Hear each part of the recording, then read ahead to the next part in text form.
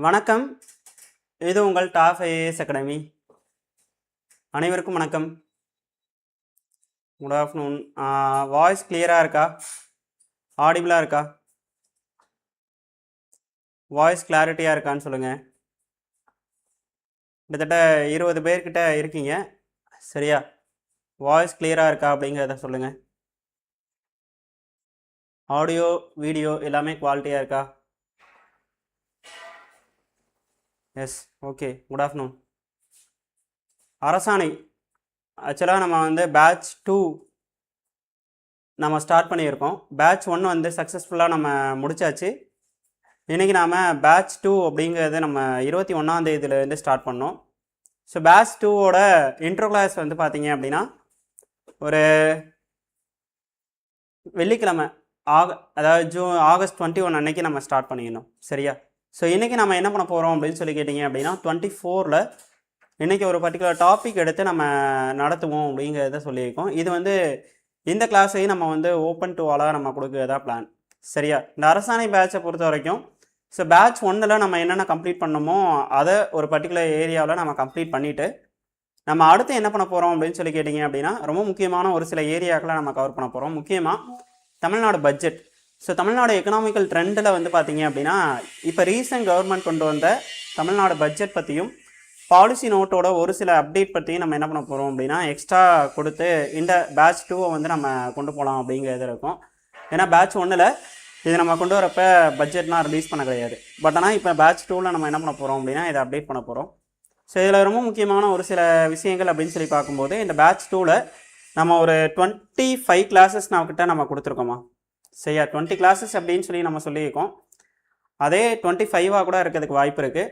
அதேமாதிரி பார்த்தீங்க அப்படின்னு சொல்லி கேட்டிங்கன்னா 10 டெஸ்ட் இருக்குது. ஸோ பேட்ச் ஆல்ரெடி நம்ம ஸ்டார்ட் பண்ணியாச்சு. சரியா? பேட்ச் பர்டிகுலராக பார்த்தீங்க அப்படின்னு சொல்லி கேட்டிங்க அப்படின்னா குரூப் 2 குரூப் 4க்காக மட்டும்தான் இந்த பேட்சஸ் நம்ம ஸ்டார்ட் பண்ணுறோம். அரசாணை பேட்ச் பேட்ச் 2 குரூப் 2 குரூப் 4க்காக மட்டும்தான் ஸ்டார்ட் பண்ணுறோம். குரூப் 1க்கு ஆல்ரெடி நம்ம அரசாணை பேட்ச் 1 நம்ம பார்த்துருந்தோம். ஸோ இப்போ குரூப் 2 பர்டிகுலராக இந்த 2 எக்ஸாம்ஸ்க்காக தான் நம்ம பேட்ச் 2 நம்ம கண்டக்ட் பண்ணுறோம். ஸோ இந்த பேட்ச் 2ல் எக்கச்சக்க விஷயங்கள் நம்ம பார்க்க போகிறோம். ஸோ இதுக்கான ஃபீஸ் அப்படின்னு சொல்லி பார்த்தீங்க அப்படின்னு சொல்லி கேட்டிங்கன்னா ஸோ 2 மாத கோர்ஸில் செப்டம்பர் 10 வரைக்கும் இதுக்கான அட்மிஷன்ஸ் டைமிங் இருக்குது. ஸோ இதில் நியூ ஸ்டூடெண்ட்டுக்கு பார்த்தீங்க அப்படின்னா 900 ரூபாயும் ஃபீஸ் பார்த்தீங்க அப்படின்னா 900 ரூபாயும், ஓல்டு ஸ்டூடெண்ட்டுக்கு பார்த்தீங்க அப்படின்னா 700 ரூபாயும் உங்களுக்கு என்ன பண்ண போகிறாங்க அப்படின்னா ஃபீஸ் ஸ்ட்ரக்சர் ஃபிக்ஸ் பண்ணியிருக்காங்க. ஸோ மாணவர்கள் இந்த அரசாணை பேட்சில் அட்மினிஸ்ட்ரேஷன் அப்படிங்கிற ஒரு ஏரியாவை கவர் பண்ணுறதுக்கு உங்களுக்கு ஃபுல்லாக பயன்படுத்திக்கிறதுக்கு உங்களுக்கு யூஸ்ஃபுல்லாக இருக்கும். சரியா? ஸோ இப்போ நம்ம மொதல் நாள் கிளாஸ் நம்ம பார்த்துருப்போம். மொதல் நாள் கிளாஸ் பார்த்தியாம்மா? யூடியூப்பில் மொதல் நாள் கிளாஸ் பார்த்தியா? மொதல் நாள் நம்ம சிலபஸ் இன்ட்ரொடக்ஷன் கொடுத்து வேணும். மொதல் நாளில் நம்ம என்னென்ன முடிச்சிருக்கோம் அப்படிங்கிறத பற்றி நான் சொல்லிடுறேன்.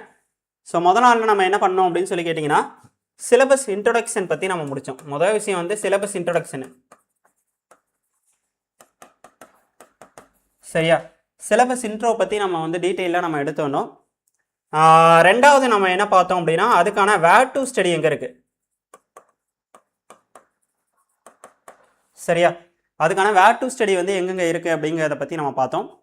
ஸோ மூணாவது டாபிக் என்ன அப்படின்னு சொல்லி கேட்டிங்க அப்படின்னா முக்கியமாக ஒவ்வொரு தலைப்பையும் சிலபஸ் டீகோடிங் அப்படிங்கிறத நம்ம பார்த்தோம்.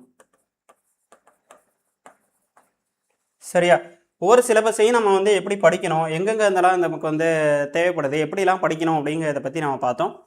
அடுத்து நாலாவதாக இந்த தமிழ்நாடு டெவலப்மெண்ட் அட்மினிஸ்ட்ரேஷன் அப்படின்னு சொன்னாவே அதில் முக்கியமாக நீங்கள் என்ன கவர் பண்ண வேண்டியிருக்கும் அப்படின்னா பாலிசி நோட் கவர் பண்ண வேண்டியிருக்கும். ஸோ அதை எப்படி நாம் படிக்கிறது? சரியா? அதை நம்ம எப்படி படிக்கிறது அப்படிங்கிறது கொண்டு நம்ம என்ன பண்ணிடணும் அப்படின்னா இந்த பர்டிகுலர் கிளாஸஸை நம்ம ஸ்டார்ட் பண்ணிடணும். சரியா? ஸோ அந்த வகையில் இன்றைக்கி நம்ம மொதல் நாள் கிளாஸ் இது மட்டும்தான் போச்சு. இன்றைக்கி நம்ம ஒரு பர்டிகுலர் டாபிக் எடுத்து நம்ம முடிக்கலாம் அப்படிங்கிறத நான் சொல்லியிருந்தேன். அன்றைக்கி கிளாஸில் முடிக்கும்போது தமிழ்நாடு ஹெல்த் சம்மந்தமாக நம்ம என்ன பண்ணிடணும் அப்படின்னா ஹெல்த்தோட டெஃபினேஷன் பார்த்தணும். ஹெல்த்னா என்ன அப்படிங்கிறத பற்றியும், ஒருத்தனோட உடல்நிலை நல்லா இருக்கணும், மனநிலை நல்லா இருக்கணும், சுற்றுப்புறச்சூழல் நல்லா இருக்கணும், இது எல்லாமே ஒரு சேர நல்லா இருந்தால் மட்டும்தான் அவனோட உடல்நலம் அப்படிங்கிறது நல்லா இருக்குது அப்படிங்கிறது. ஹெல்த் அப்படிங்கிறதுக்கு என்ன டெஃபினேஷன் அப்படிங்கிறத பார்த்துக்கணும். உலக சுகாதார அமைப்போட கூற்று அடிப்படையில் உடல், மனம், சமூக நலவாழ்வு இது மூணுமே நல்லா இருக்கிறதுக்கு பேர் தான் என்ன அப்படின்னு சொல்லி கேட்டிங்கன்னா இந்த சுகாதாரம் அப்படிங்கிற வார்த்தையை நம்ம சொல்லிகிட்டு இருக்கோம். ஸோ அப்போ சுத்தமான சுகாதாரமான குடிநீர் இருக்கணும், சுற்றுப்புற சூழல் இருக்கணும், மருத்துவ வசதிகள் எல்லாமே நமக்கு வந்து தேவை அப்படிங்கிறத மாதிரி நம்ம பார்த்துக்கணும். அதை தாண்டி ஸோ நம்ம ஹெல்த்தில் என்ன மாதிரியான தமிழ்நாடு என்ன மாதிரி ஸ்டேஜில் இருக்காங்க, இந்தியா வந்து என்ன மாதிரி ஸ்டேஜில் இருக்காங்க, இதை பற்றி நம்ம டீட்டெயிலாக பார்த்துக்கணுமா. அந்த வகையில் இந்தியாவோட சுகாதார பிரச்சனைகள் இதை பற்றி நம்ம போன கிளாஸ் வந்து நம்ம லாஸ்ட்டாக முடிக்கும்போது லாஸ்ட் வீடியோவில் இந்தியாவில் என்னென்ன மாதிரியான சுகாதார பிரச்சனைகள் வந்து இருக்குது அப்படிங்கிறத நம்ம பார்த்துக்கணும். ஸோ அந்த கிளாஸோட லாஸ்ட் ½ அன் ஹவரோட ஒரு ரீகால் தான் இது. ஸோ அந்த வீடியோ வந்து உங்களுக்கு 21ஆம் தேதி இதில் இருக்கும். இல்லை அப்படின்னா அந்த வீடியோவோட லிங்க்கை வந்து நான் டிஸ்கிரிப்ஷனில் கொடுக்குறேன். அதை பார்த்துட்டு இந்த கிளாஸ் பார்த்தீங்க அப்படின்னா இன்னும் கொஞ்சம் ஈஸியாகவே உங்களுக்கு புரியும்.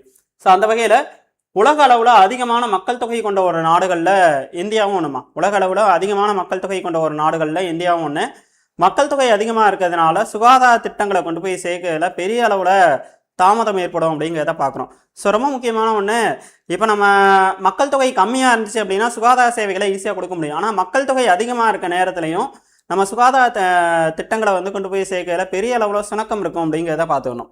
அதுக்கடுத்து போதிய அளவில் மக்கள்கிட்ட என்ன கிடையாது அப்படின்னா லிட்ரஸி கிடையாது, இல்லிட்ரஸியாக இருக்காங்க. அப்போ அந்த அளவு இதனால மூட நம்பிக்கைகள்னாலையும் படிக்காதனாலையும் என்ன பண்ணுவாங்க அப்படின்னா இந்த சுகாதார பிரச்சனை. ஏன்னா இந்தியா வந்து பார்த்தீங்க அப்படின்னா ஃபுல்லாக வந்து லிட்ரஸியான ஒரு கண்ட்ரி கிடையாது.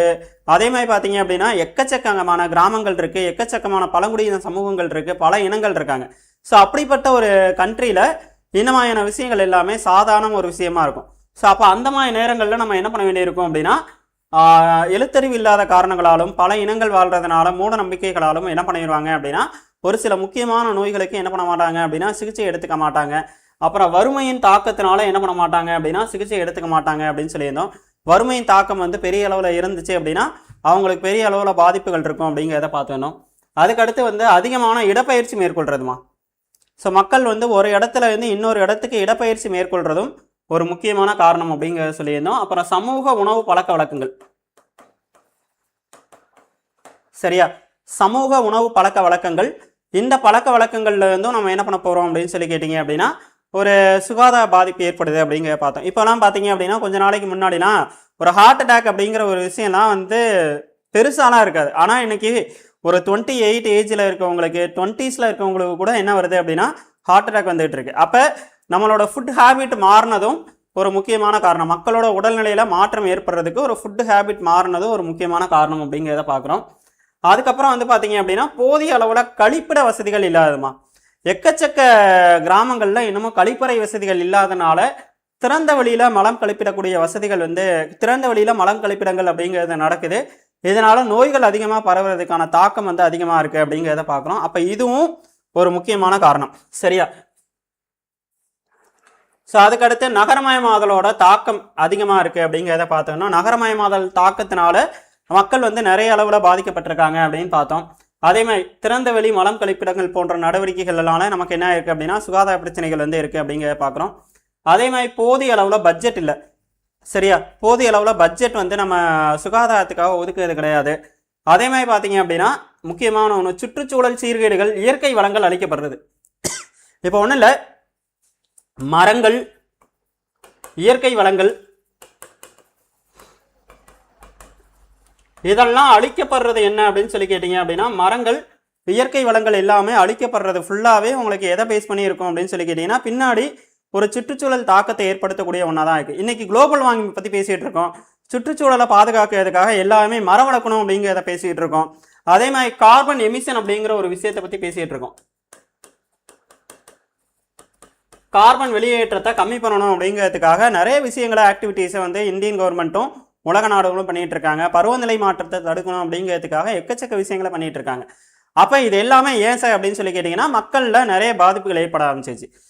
இப்போ ஒன்றும் இல்லை, ஓசோனில் ஓட்ட விழுவுறதுனால குளோரோஃப்ளோரோ கார்பன் உள்ளே வரதுனால மக்களுக்கு நிறையமான தோல் வியாதிகள் ஏற்படுது. அப்போ இது எல்லாமே இயற்கை தான். அப்போ இயற்கை வளங்கள் அழிக்கப்படுறதும் உங்களுக்கு பார்த்தீங்க அப்படின்னா முக்கியமாக சுற்றுச்சூழல் சீர்கேடுகளும் உங்களுக்கு என்ன ஆகுது அப்படின்னா ஹெல்த்தில் பாதிப்பை ஏற்படுத்துது அப்படிங்கிறத பார்க்குறோம். அதே மாதிரி பார்த்தீங்க அப்படின்னா மாசுபடுறதுனால காற்று மாசுனால உங்களுக்கு சுவாச கோளாறுகள் இருக்குது, நீர் மாசுனால எக்கச்சக்க பிரச்சனைகள் வந்து இருக்குது அப்படிங்கிறத பார்க்குறோம். இது எல்லாமே முக்கியமான ஒன்று. அடுத்து மருத்துவ சிகிச்சையில் இருக்கக்கூடிய குறைபாடுகள்மா, இதுவும் என்ன அப்படின்னு சொல்லி கேட்டிங்க அப்படின்னா பெரிய அளவில் வந்து சுகாதாரத்தில் இருக்கக்கூடிய பிரச்சனைகள் அப்படின்னு சொல்லி பார்க்கக்கூடிய ஒன்று. ஸோ இதுதான் லாஸ்ட் கிளாஸில் பார்த்த ஒன்று. ஓகே தானே? ஸோ லாஸ்ட் கிளாஸில் பார்த்ததை ரீகால் பண்ணியிருக்கோம். வேறு ஏதாவது டவுட் இருக்கா அதில்? இப்போ டேரெக்டாக நம்ம கிளாஸ் போயிடலாமா? ஏதாவது கமெண்ட்ஸில் கமெண்ட் பண்ணுங்கள். இந்த செஷனில் நானே நடத்திக்கிட்டு இருந்தேன் அப்படின்னா அது நல்லாவும் இருக்காது. உங்களோட டவுட்ஸ் இதெல்லாம் வந்து மெசேஜ் போடுங்க, கமெண்ட்ஸ் பண்ணுங்கள். அந்த கமெண்ட்ஸுக்கு ஏற்ற மாதிரி நம்ம கிளாஸை வந்து டிஸ்கஷன் மாதிரி கூட கொண்டு போய்க்கலாம்.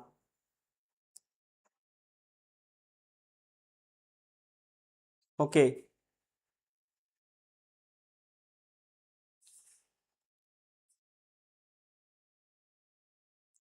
இந்த கிளாஸ் ஓப்பன் டு ஆல். இதுக்கப்புறம் வரக்கூடிய கிளாஸஸ் எல்லாமே வந்து ஆப்பில் இருக்கும். இந்த கிளாஸ் மட்டும்தான் ஓப்பன் டு ஆல். சரியா? இது வந்து ஒரு பேட்ச் கிராஷ் கோர்ஸ் இது.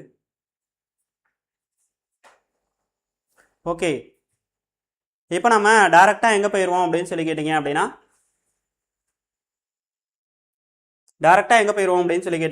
இந்தியாவில் மருத்துவ நிர்வாகம் வந்து எப்படி இருக்குது அப்படிங்கிறத பார்த்துருவோம். சரியா? இந்த அரசாணை பேட்ச் வந்து பெய்டு கிளாஸஸ் அப்படிங்கிறது தான். இதில் முதல் 2 கிளாஸ் மட்டும் நம்ம என்ன பண்ணுறோம் அப்படின்னா ஓப்பன் டு ஆலாக லைவ் கிளாஸ் கொடுத்துட்ருக்கோம். இது வந்து ஓல்டு ஸ்டூடெண்ட்டுக்கு வந்து பார்த்தீங்க அப்படின்னா 700 ரூபாயும், நியூ ஸ்டூடெண்ட்ஸ்க்கு வந்து பார்த்தீங்க அப்படின்னா 600 ரூபாயும் நம்ம ஃபீஸாக பே பண்ணியிருக்கோம். அப்படியே நீங்கள் பார்த்தீங்கன்னாவே உங்களுக்கு தெரியும். அரசாணை பேட்சில் நியூ ஸ்டூடெண்ட்ஸ்க்கு வந்து 900 ரூபாயும், ஓல்டு ஸ்டூடெண்ட்ஸ் வந்து பார்த்தீங்க அப்படின்னா 700 ரூபாயும் பே பண்ணிகிட்டு இருக்கோம். இது முழுக்க யூனிட் 5 தமிழ்நாடு அட்மினிஸ்ட்ரேஷன் பகுதியை உங்களுக்கு ஃபுல்லாக முடிக்கிறதுக்காக தான். சரியா? ஏன்னா குரூப் 1ல் பார்த்தீங்க அப்படின்னா கிட்டத்தட்ட ஒரு 50 கேள்விகள் வந்து இந்த ஏரியாக்குள்ளே இருக்குது, எக்கனாமிக்ஸோட சேர்த்து. சரியா? இதுவே வந்து பார்த்தீங்க அப்படின்னா குரூப் 2 லெவலில் 20 கேள்விகள் எக்கனாமிக்ஸோட சேர்த்து இருக்குது. இதை தாண்டி பெரிய அளவில் என்ன அப்படின்னு சொல்லி கேட்டிங்க அப்படின்னா ரொம்ப முக்கியமான ஒரு சில ஏரியாவை நம்ம கவர் பண்ண வேண்டியிருக்கு. இப்போ எக்ஸாம்பிளாக வந்து எக்கனாமிக்ஸ்லையும் தமிழ்நாடு எக்கனாமிக்கல் சர்வே படிக்கணும், அந்த மாதிரியான விஷயங்கள்லாம் எக்ஸ்ட்ரா நம்ம வந்து இந்த ஒரு பர்டிகுலர் கிளாஸில் வந்து தமிழ்நாடு அட்மினிஸ்ட்ரேஷனை பார்க்க போகிறோம். இது மட்டும் இல்லாமல் இந்த தமிழ்நாடு அட்மினிஸ்ட்ரேஷன் பாடம் இருக்குல்ல, இது வந்து உங்களுக்கு குரூப் 2 மெயின்ஸ்லையும் ரொம்ப முக்கியமான பாடம். அதை தான் வந்து சிலபஸ் டீகோடிங் போன கிளாஸ் பண்ணினேன். போன கிளாஸ் வீடியோ பாருங்கள். 2A and 2 சிலபஸில் எந்த அளவுக்கு மெயின்ஸ் டாபிக் வந்து கவர் ஆகுது அப்படிங்கிறத பற்றி நான் டீட்டெயிலாக எக்ஸ்ப்ளனேஷன் கொடுத்துருப்பேன். சரியா? அந்த கிளாஸை போய் பார்த்துட்டு என்ன கிளாஸ் அட்டன் பண்ணீங்க அப்படின்னா இன்னும் கொஞ்சம் ஈஸியாகவும் இருக்கும். சரி, ஸோ அப்போ டேரெக்டாக நம்ம ஹெல்த்துக்கு வந்துடலாம். சரி, இந்தியாவில் மருத்துவ நிர்வாகம் வந்து எப்படி இருக்குது, ஸோ ஹெல்த்தோட அட்மினிஸ்ட்ரேஷன் வந்து எப்படி இருக்குது அப்படிங்கிறத பார்த்தீங்க அப்படின்னா ஹெல்த் அட்மினிஸ்ட்ரேஷனை பொறுத்த வரைக்கும் நமக்கு ஒரு மினிஸ்டர் இருக்காங்க. அதுதான் என்ன அப்படின்னு சொல்லி கேட்டிங்க அப்படின்னா central health and family welfare department, மத்திய சுகாதார மற்றும் குடும்ப நலத்துறை அப்படின்னு சொல்லிட்டு ஒரு துறை இருக்கு. இந்த துறைக்கு கீழே தான் நம்ம என்ன பண்ணிட்டு இருக்கோம் அப்படின்னா சுகாதார திட்டங்கள் எல்லாமே செயல்படுத்திட்டு இருக்கோம். ஸோ இந்த துறைக்கு ஒரு அமைச்சர் இருக்கார். சரியா? மத்திய சுகாதாரத்துறை அமைச்சர். அவருக்கு கீழே என்ன இருக்கு அப்படின்னு சொல்லி கேட்டீங்கன்னா மத்திய சுகாதாரத்துறை கவுன்சில் இருக்குமா. ஸோ சென்ட்ரல் ஹெல்த் கவுன்சில் அப்படிங்கிற ஒன்று இருக்கு. இந்த சென்ட்ரல் ஹெல்த் கவுன்சிலுக்கு கீழே 3 முக்கியமான அமைப்புகள் வந்து இருக்காங்க. என்னென்ன அப்படின்னா directorate general of health services அப்படின்னு சொல்லிட்டு ஒருத்தர் இருக்காங்க. இவங்களோட ரோல்லாம் என்னென்ன அப்படிங்கிறத பின்னாடி பார்ப்போம். பொது சுகாதார சேவைகள் இயக்ககம் அப்படின்னு சொல்லி ஒன்று இருக்கு. அடுத்து மத்திய மருந்து கட்டுப்பாட்டு நிறுவனம் அப்படின்னு சொல்லி இருக்குமா. சென்ட்ரல் ட்ரக்ஸ் கண்ட்ரோல் ஆர்கனைசேஷன் அப்படின்னு சொல்லிட்டு ஒரு நிறுவனம் இருக்கு. அடுத்து டிபார்ட்மெண்ட் ஆஃப் ஹெல்த் ரிசர்ச்சுக்கான அமைப்புகள் இருக்கு. ஸோ சென்ட்ரலோட இந்த அமைப்புகள் பற்றியும் ஸ்டேட்டோட இந்த அமைப்புகள் பற்றியும் டீட்டெயிலாக பார்க்குறது தான் என்ன அப்படின்னா இந்த ஹெல்த். அப்போ சென்ட்ரல் கவர்மெண்ட்டுக்கு கீழே பொது சுகாதார சேவைகள் இயக்ககம் இருக்காங்க, மத்திய மருந்து கட்டுப்பாட்டு நிறுவனம் இருக்காங்க. ஸோ இவங்க தான் என்ன பண்ணிட்டு இருப்பாங்க அப்படின்னா மருந்து பொருட்களுக்கு அப்ரூவல் கொடுக்கிறது. சரியா? மருந்து பொருட்களுக்கு அப்ரூவல் கொடுக்கிறது, அதே மாதிரி மருந்து பொருட்களை தடை விதிக்கிறது, மருந்து பொருட்கள் சம்பந்தமான விசாரணை நடத்துறது, இந்த மாதிரி எல்லா பணிகளையும் யார் தான் மேற்கொண்டுட்டு இருக்காங்க அப்படின்னு சொல்லி கேட்டீங்க அப்படின்னா இந்த சென்ட்ரல் ட்ரக் கண்ட்ரோல் அப்படிங்கிற ஆர்கனைசேஷன் தான் பண்ணிட்டு இருக்காங்க அப்படிங்கிறத பார்க்குறோம். ஸோ இது வந்து ரொம்ப முக்கியமான ஒரு விஷயம் வந்து நம்ம பார்த்துட்டு இருக்கோம். ஸோ இது வந்து ரொம்ப முக்கியம். ஸோ அப்போ பொது சேவைகள் இயக்கம், மருந்து கட்டுப்பாட்டு நிறுவனம், சுகாதார ஆராய்ச்சி மையம் அப்படிங்கிற ஒரு மையங்களுக்கு கீழே நம்ம என்ன பண்ணிட்டு இருக்கோம் அப்படின்னு சொல்லி கேட்டீங்க அப்படின்னா இந்த ஹெல்த் சர்வீசஸை நம்ம கொடுத்துட்டு இருக்கோம். சரி, இப்போ இந்த ஹெல்த்துக்காக நம்ம என்ன பண்ணியிருக்கோம் அப்படின்னு சொல்லி கேட்டீங்கன்னா நிறைய ஹெல்த் பாலிசி கொண்டு வந்திருக்கோமா. இப்போ கல்வின்னு எடுத்துக்கிட்டோம் அப்படின்னா கல்வியில் என்ன பண்ணிட்டு இருக்கோம் அப்படின்னு பாருங்க. இந்த கல்வியை பொறுத்த வரைக்கும் நம்ம என்ன பண்ணிட்டு இருக்கோம் அப்படின்னு சொல்லி கேட்டீங்க அப்படின்னா இப்போ பார்த்தீங்கன்னா 3 நேஷனல் எஜுகேஷன் பாலிசி அப்படிங்கிறத கொண்டு வந்திருக்கோம். 3 வாட்டி கொண்டு வந்திருக்கோம். எப்பப்போ அப்படின்னா 1968 ஒன்று. சரியா? நேஷனல் எஜுகேஷன் பாலிசி 1968 ஒன்று. அடுத்து நேஷனல் எஜுகேஷன் பாலிசி வந்து 1986 ஒன்று. சரியா?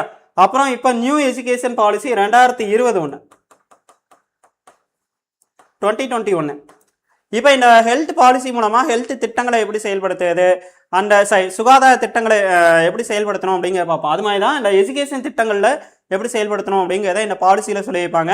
எக்கச்சக்க விஷயங்கள் மாறும், அட்மினிஸ்ட்ரேஷன் எல்லாமே மாறும். இப்போ எக்ஸாம்பிளாக வந்து பார்த்தீங்கன்னா இதுக்கு முன்னாடி நேஷனல் எஜுகேஷன் பாலிசி 2020 என்ன பண்ணியிருப்பாங்க அப்படின்னா 10+2+3 அப்படிங்கிற ஒரு கல்வி முறை இருக்கும் இதுக்கு முன்னாடி. இப்போ நேஷனல் எஜுகேஷன் பாலிசியில் இதை மாற்றி அமைக்கிறாங்க. என்ன அப்படின்னா 10+2க்கு பதிலாக, பள்ளி படிப்புக்கு பதிலாக இதை எப்படி மாற்றி அமைக்கிறாங்க அப்படின்னா 5+3+3+4ன்னு மாற்றி அமைக்கிறாங்க. சரியா? 5+3+3+4ன்னு மாற்றி அமைக்கிறாங்க. அப்போ இந்த மாதிரியான மாற்றங்களுக்கு என்ன காரணம், அதை தான் இந்த பாலிசிஸில் ஒவ்வொன்றா டீட்டெயிலாக பார்ப்போம். அதே இது எஜுகேஷன் பாலிசி வரப்போ நம்ம ஹெல்த் நடத்துறப்ப இதை பற்றி டீட்டெயிலாக பார்ப்போம். அதே மாதிரி இந்தியாவை பொறுத்த வரைக்கும் ஹெல்த் பாலிசி எத்தனை சார் விட்டுருக்காங்க அப்படின்னு சொல்லி பார்த்தீங்க அப்படின்னா ஒரு 3 ஹெல்த் பாலிசி விட்டுருக்காங்கம்மா. ஸோ ஹெல்த்தை மேம்படுத்துறதுக்காக ஒரு 3 ஹெல்த் பாலிசி வச்சுருக்காங்க. என்னென்ன ஹெல்த் பாலிசி அப்படின்னு சொல்லி கேட்டிங்க அப்படின்னா 1983 ஒன்று. சரியா? 3 வாட்டி ஹெல்த் பாலிசி விட்டுருக்காங்க. ஒன்று 1983, இன்னொன்று 2002, இன்னொன்று 2017. இப்போ நீங்கள் பார்த்தீங்க அப்படின்னா இந்த பாலிசி கொண்டு வந்த பிரதமர் யார் அப்படின்னு சொல்லி கேட்டிங்க அப்படின்னா முன்னாள் பிரதமரான இந்திரா காந்தி மேம் வந்து கொண்டு வந்திருப்பாங்கம்மா. இந்த நேஷனல் ஹெல்த் பாலிசி 1983 கொண்டு வந்த பிரதமர் யார் அப்படின்னா இந்திரா காந்தி அம்மையார் வந்து இதை கொண்டு வந்திருப்பாங்க. அதுவே தேசிய சுகாதார கொள்கை 2022 கொண்டு வந்தது யார் அப்படின்னா முன்னாள் பிரதமரான வாஜ்பாய் அவர்கள் வந்து கொண்டு வந்திருப்பாங்க. முன்னாள் பிரதமரான வாஜ்பாய் அவர்கள் கொண்டு வந்திருப்பாங்க. இப்போ 2017 அப்படிங்கிற ஒரு கொள்கையை வந்து என்ன பண்ணியிருக்காங்க அப்படின்னா கிட்டத்தட்ட பார்த்தீங்க அப்படின்னா ஒரு 15 வருஷ பாலிசி மாற்றமாக இருக்கு. என்ன அப்படின்னா இந்தியா சுதந்திரம் வாங்கி 70 ஆண்டுகள் கம்ப்ளீட் ஆயிருக்கு. 70 இயர்ஸ் கம்ப்ளீட் ஆயிருக்கு 2017ஓட. இந்த 2017 70 ஆண்டுகள் கம்ப்ளீட் ஆனதுனால நம்மளுடைய பிரைம் மினிஸ்டர் மோடி அவர்கள், PM மோடி அவர்கள் வந்து என்ன பண்ணியிருக்காங்க அப்படின்னா நேஷனல் ஹெல்த் பாலிசி அப்படிங்கிறத 2020 அறிவிச்சாங்கம்மா. 2020 அறிவிச்சாங்க. ஸோ இந்த பாலிசியை பற்றி தான் நம்ம என்ன பண்ண போகிறோம் அப்படின்னா 3 ஹெல்த் பாலிசியை பற்றி நம்ம பார்க்க போகிறோம். ஸோ மொதல் ஹெல்த் பாலிசி வந்து பார்த்தீங்க அப்படின்னா இந்திரா காந்தி அம்மையார் வந்து செயல்படுத்துனாங்க. 2வது ஹெல்த் பாலிசி பார்த்தீங்க அப்படின்னு சொல்லி கேட்டிங்கன்னா வாஜ்பாய் அவர்கள் காலத்தில் கொண்டு வரப்பட்டிருக்கு. 3வது ஹெல்த் பாலிசி வந்து பார்த்தீங்க அப்படின்னா 2017 நரேந்திர மோடி அவர்கள் தற்போதைய பிரதமர் அவர்கள் வந்து கொண்டு வந்தாங்க. கிட்டத்தட்ட பார்த்தீங்க அப்படின்னா 2014 இன்ன வரைக்கும் அவர் வந்து பிரைம் மினிஸ்டர் 2029 வரைக்கும் அவர் தான். ஸோ இந்த 15 வருஷத்தில் ஹெல்த்துக்காக என்னென்ன திட்டங்கள் கொண்டு வந்தாங்களோ அந்த திட்டங்கள் முதற்கொண்டு நாம் இந்த ஹெல்த் கிளாஸஸில் பார்க்க போகிறோம். சரியா? ஸோ இதான் ஹெல்த் பாலிசி. இந்த 3 ஹெல்த் பாலிசியை பற்றி டீட்டெயிலாக நம்ம படிச்சுட்டு அதுக்கப்புறம் வந்து தமிழ்நாடோட ஹெல்த் அட்மினிஸ்ட்ரேஷன் பார்ப்போம். இதுக்கப்புறம் சென்ட்ரலோட ஹெல்த் அட்மினிஸ்ட்ரேஷன் பார்ப்போம். சரி, இப்போ நல்லா ஞாபகம் வச்சுக்கோங்க, நம்ம கிளாஸை பொறுத்த வரைக்கும் ஹெல்த் எந்த அளவுக்கு முக்கியம், இந்த கிளாஸை வந்து நம்ம எப்படிலாம் கொண்டு போக போகிறோம் அப்படிங்கிறத நான் சொல்லிடுறேன். இந்த கிளாஸை வந்து நம்ம எப்படிலாம் கொண்டு போக போகிறோம் அப்படின்னா வந்து பார்த்தீங்க அப்படின்னா ஹெல்த்தோட டெஃபினேஷன் பார்த்தோம். 2வது வந்து பார்த்தீங்க அப்படின்னா ஹெல்த் அப்படிங்கிறதுக்கு அட்மினிஸ்ட்ரேஷன் எப்படி இருக்குது சென்ட்ரலில் அப்படிங்கிறத இப்போ நம்ம பார்த்தோம். அப்புறம் 3வதாக இப்போ இந்த ஹெல்த் பாலிசிஸ் பார்க்க போகிறோம். ஹெல்த் பாலிசிஸ் வந்து பார்க்க போகிறோம். இதுக்கப்புறம் 4வதாக என்ன அப்படின்னு சொல்லி கேட்டிங்க அப்படின்னா ஸ்டேட்டோட ஹெல்த் அட்மினிஸ்ட்ரேஷன் அண்ட் ஸ்கீம்ஸ் திட்டங்கள் பார்க்க போகிறோம். ஸோ 5வதாக நம்ம என்ன பார்க்க போகிறோம் அப்படின்னா இந்த ஹெல்த் அட்மினிஸ்ட்ரேஷன் வந்து மேலோட்டமாக நம்ம ஒரு டேபிள் காலம் மாதிரி பார்த்தோமா, அதாவது ஒரு ஃப்ளோ சார்ட் மாதிரி பார்த்தோம். இந்த ஹெல்த் அட்மினிஸ்ட்ரேஷனோட ஒவ்வொரு அமைப்புகள் சென்ட்ரலில் ஹெல்த் அட்மினிஸ்ட்ரேஷன் எப்படி இருக்கு, அதோட ஸ்கீம்ஸ் பற்றி ஓவராலாக 5 டாபிக்ஸாக நம்ம என்ன பண்ண போகிறோம் அப்படின்னா இதை பிரிக்க போகிறோம். இந்த 5 டாபிக்ஸில் வந்து எக்கச்சக்கமான கேள்விகள் வந்து நமக்கு கேட்கறதுக்கு வாய்ப்பு இருக்குது. சரியா? இந்த ஏரியா வந்து ரொம்ப முக்கியம். ஏன்னா சென்ட்ரல்லையும் நம்ம பார்க்குறோம், ஸ்டேட்லையும் நம்ம பார்க்குறோம். அப்படிங்கிறதுனால எக்கச்சக்க கேள்விகள் வந்து நமக்கு என்ன பண்ணலாம் அப்படின்னா இதில் வந்து கொஸ்டின் கேட்கறதுக்கு வாய்ப்பு இருக்குது. சரியா? ஸோ அப்போ அந்த வகையில் முதல் ஹெல்த் பாலிசிமா தேசிய சுகாதார கொள்கை 1983 சரியா 1983. ஸோ யார் சார் கொண்டு வந்தா அப்படின்னா முன்னாள் பிரதமரான இந்திரா காந்தி மேம் வந்து கொண்டு வந்திருக்காங்க. யார் கொண்டு வந்தாங்க அப்படின்னா முன்னாள் பிரதமரான இந்திரா காந்தி மேம் வந்து கொண்டு வந்திருக்காங்க. இந்த ஹெல்த் பாலிசியோட நோக்கம் என்ன சார்? ஒரு நாட்டில் உள்ள தொலைதூர பகுதிகளுக்கும் நம்ம என்ன கொண்டு போகணும் அப்படின்னா பிரைமரி ஹெல்த் சர்வீசஸை கொண்டு போகணும். பிரைமரி ஹெல்த் சர்வீசஸ் நம்ம கொண்டு போகணும். அதாவது ஆரம்ப சுகாதார சேவைகள் இருக்கு இல்லையா, ஆரம்ப சுகாதார நிலையங்கள் ஒவ்வொரு கிராமத்திலையும் நம்ம வந்து வச்சுட்டு இருக்கோம். இன்னமும் நம்ம இந்தியாவில் பார்த்தீங்க அப்படின்னா மலை கிராமங்களில் எக்கச்சக்க இடங்கள்ல என்ன கிடையாது அப்படின்னா மெடிக்கல் ஃபெசிலிட்டிஸ் கிடையாது, ரோட் ஃபெசிலிட்டிஸ் கிடையாது. இப்போ அவங்களாம் வந்து என்ன பண்ணுவாங்க அப்படின்னா ஏதாவது நோய் ஏற்பட்டுச்சு அப்படின்னா அவங்க கீழே வந்து தான் என்ன பண்ண வேண்டியிருக்கும் அப்படின்னா சிகிச்சை எடுத்துக்கிற மாதிரி இருக்கும். நம்மளே பாருங்க, நம்ம தமிழ்நாடு கவர்மெண்ட்டே ஹெல்த் பாலிசிஸ் நம்ம பாலிசி நோட் படிக்க போகிறோம். அந்த பாலிசி நோட்டில் நம்ம என்ன பண்ணியிருப்பாங்க அப்படின்னா பழங்குடியின பகுதிகளில் வந்து பிரசவ காலங்களில் எப்படிலாம் சிகிச்சை எடுக்கணும் அப்படிங்கிறதுக்கு வந்து ஒரு ரெஸ்ட்ரிக்ஷன் கொடுத்துருக்காங்க. அப்போ இந்த அளவுக்குலாம் நம்ம என்ன பண்ணிட்டு இருக்கோம் அப்படின்னா ஹெல்த் அட்மினிஸ்ட்ரேஷனில் நிறைய விஷயங்கள் வந்து நம்ம பார்த்துட்டு இருக்கோம். அப்போ இந்த பாலிசியோட நோக்கம் என்ன அப்படின்னு சொல்லி கேட்டிங்கன்னா 83 வந்த பாலிசியோட நோக்கம் என்ன அப்படின்னா இந்தியாவில் கிடைக்கக்கூடிய எல்லா ஹெல்த் திட்டங்களும் ஹெல்த் சர்வீசஸும் அது பிரைமரி ஹெல்த் சர்வீசஸ் வந்து குறிப்பாக பிரைமரி ஹெல்த் சர்வீசஸ் முதலுதவி மையம் இந்த மாதிரி ஆரம்பகட்ட சிகிச்சைகள் எல்லாமே எல்லா மக்களுக்கும் தொலைதூர பகுதிகளில் இருக்கக்கூடிய டெல்லியில் இருக்கவனுக்கு கிடைக்கணும், கடைமட்டத்தில் இருக்கக்கூடிய ஒரு கிராமத்தில் இருக்கவனுக்கு கிடைக்கணும். அப்போ அந்த அளவுக்கு நம்ம என்ன பண்ணோம் அப்படின்னா கொண்டு போகணும் அப்படிங்கிறது தான் என்ன அப்படின்னு சொல்லி கேட்டிங்கன்னா இந்த திட்டத்தோட நோக்கமா. சரியா, நாட்டில் உள்ள தொலைதூர பகுதிகளில் உள்ள மக்களை சென்றடைய விரிவான ஆரம்ப சுகாதார சேவையை அவசியத்தை வலியுறுத்துகிறது அப்படிங்கிறத சொல்லியிருக்காங்க. விரிவான ஆரம்ப சுகாதார சேவை அதாவது பிரைமரி ஹெல்த் சர்வீசஸை நம்ம கொடுக்கணும் அப்படிங்கிறது தான் இதோட முக்கியமான நோக்கம் அப்படிங்கிறத பார்க்குறோம். சரியா, ஸோ இதில் என்ன சார் சொல்லியிருக்காங்க அப்படின்னா யூனிவர்சல் ஹெல்த் கவரேஜ் அப்படிங்கிறத சொல்றாங்கம்மா. Health for all or universal அனைவருக்கும் சுகாதாரம். சரியா, universal health coverage health for all அப்படிங்கிறத வந்து கொடுத்துருக்காங்க. எந்த வருஷத்துக்குள்ள அப்படின்னா 2000க்குள்ள அடையணும் அப்படிங்கிறாங்க. நல்ல ஞாபகம் வச்சுக்க, இது வந்து 1983 வந்த பாலிசி. சரியா, இது வந்து எப்போ வந்த பாலிசி அப்படின்னு சொல்லி கேட்டீங்க அப்படின்னா 1983 வந்த பாலிசி. ஸோ அப்போ வந்த பாலிசியில் உங்களுக்கு என்ன பண்ணலாம் அப்படின்னு சொல்லி கேட்டீங்க அப்படின்னா 2000 அவங்க வந்து என்னவா கொடுத்துருக்காங்க அப்படின்னா முக்கியமான நோக்கமாக கொடுத்துருக்காங்க. 2000ஆம் ஆண்டு முக்கியமான ஒரு இயரா வந்து இலக்கா வச்சிருக்காங்க. சரியா, 2000க்குள்ள அனைத்து சுகாதார சேவைகளும் எல்லாத்துக்கும் சுகாதாரம் அப்படிங்கிற ஒரு நோக்கத்தை வந்து அடையணும் அப்படிங்கிறது இவங்களோட இதாக இருக்கு அப்படிங்கிற பார்க்குறோம். இதோட இலக்குகள் என்ன சார் அப்படின்னு சொல்லி பார்க்கும்போது பிறப்பு விகிதம் அதாவது பர்த் ரேட், இந்த பர்த் ரேட் இருக்குல்ல அதை வந்து 35 வந்து என்னவா கம்மி பண்ணணும் அப்படின்னா 21 கம்மி பண்ணணும். ஸோ பர்த் ரேட்டை எவ்வளவா கம்மி பண்ணணும் அப்படின்னா 35 எவ்வளவா கம்மி பண்ணணும் 21 கம்மி பண்ணணும் அப்படிங்கிறத பார்க்குறாங்க. அதாவது decreasing the birth rate from 35 to 21. So 35 21 கம்மி பண்ணணும் அப்படிங்கிறாங்கம்மா. அதுக்கடுத்து இறப்பு விகிதத்தை வந்து 14 9 குறைக்கணுமா. அதாவது டெத் ரேட்னு சொல்லுவாங்கல்ல, இறப்பு விகிதத்தை வந்து பார்த்தீங்க அப்படின்னா 14 9 கம்மி பண்ணணும் அப்படிங்கிறத பார்க்குறாங்க. டிக்ரீஸ் ஆகணும் அப்படிங்கிறத சொல்கிறாங்க. அதுக்கு அடுத்து பார்த்தீங்கன்னா அனைத்து மக்களுக்கும் 2000ஆம் வருஷத்துக்குள்ளே என்ன கொடுக்கணும் அப்படின்னு சொல்லி கேட்டிங்கன்னா தண்ணி ஃபெசிலிட்டிஸை கொடுக்கணுமா. இன்னமும் ஒரு சில இடங்கள்லாம் நீங்கள் வந்து நியூஸில் நிறைய பார்ப்பீங்க. ஆனால் நியூஸில் வந்து பார்த்தீங்க அப்படின்னா நிறைய விஷயங்கள் வந்து நீங்கள் எடுத்துகிட்டு இருப்பீங்க. இப்போ எக்ஸாம்பிளாக பீகார் அந்த மாதிரி ஸ்டேட்லலாம் நிறைய கிராமங்களில் தண்ணி கிடைக்கிறது கஷ்டமாக இருக்குது. மக்கள் 1 கிலோமீட்டர் 2 கிலோமீட்டர் நடந்து போய் தண்ணி எடுத்துகிட்டு இருக்காங்க. இந்த மாதிரியான நிலைகள்லாம் இன்னமும் ஒரு சில இடங்களில் இந்தியாவில் இருக்க தான் செய்யுது, இல்லைன்னு நம்ம சொல்ல முடியாது.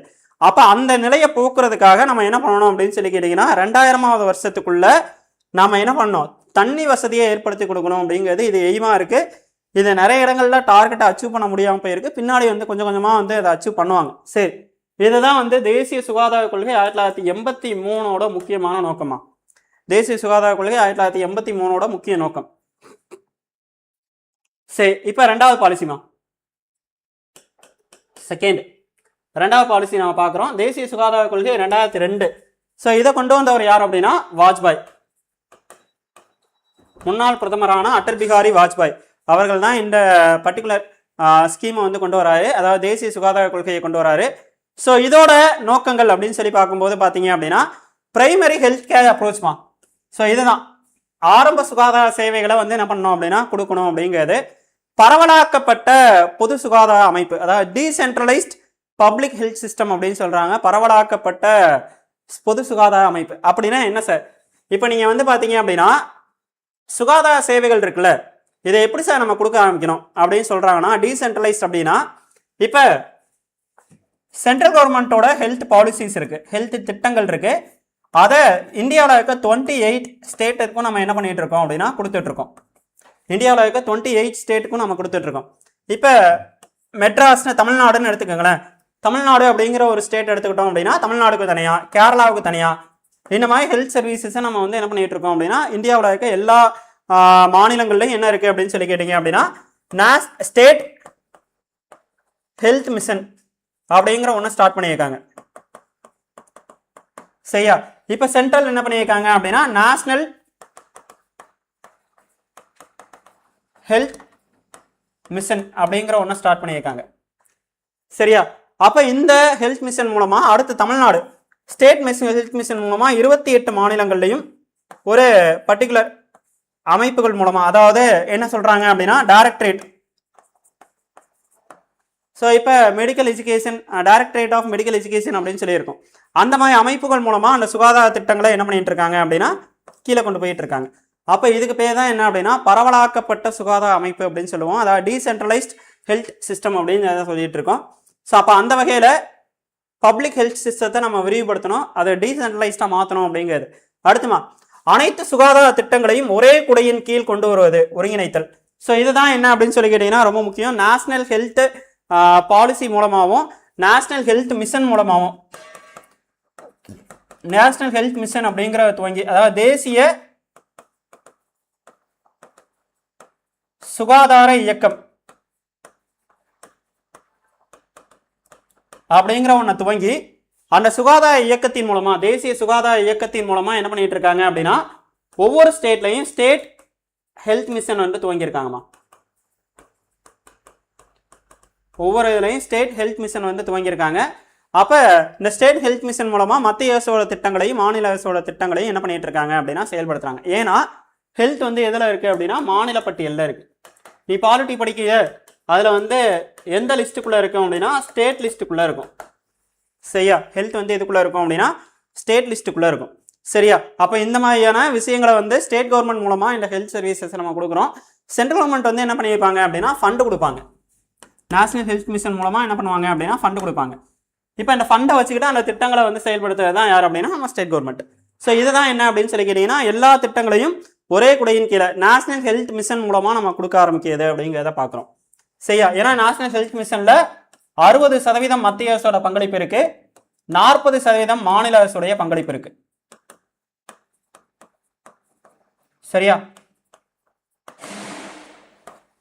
சரி, அடுத்துமா சுகாதாரத்துக்கான பொது செலவை அதிகரித்தல். பட்ஜெட்ல இந்த மாதிரியான விஷயங்கள்ல சுகாதாரத்துக்கான செலவுகளை என்ன பண்ணணும் அப்படின்னா இன்வெஸ்ட்மெண்ட் அதிகமாக்கணும்.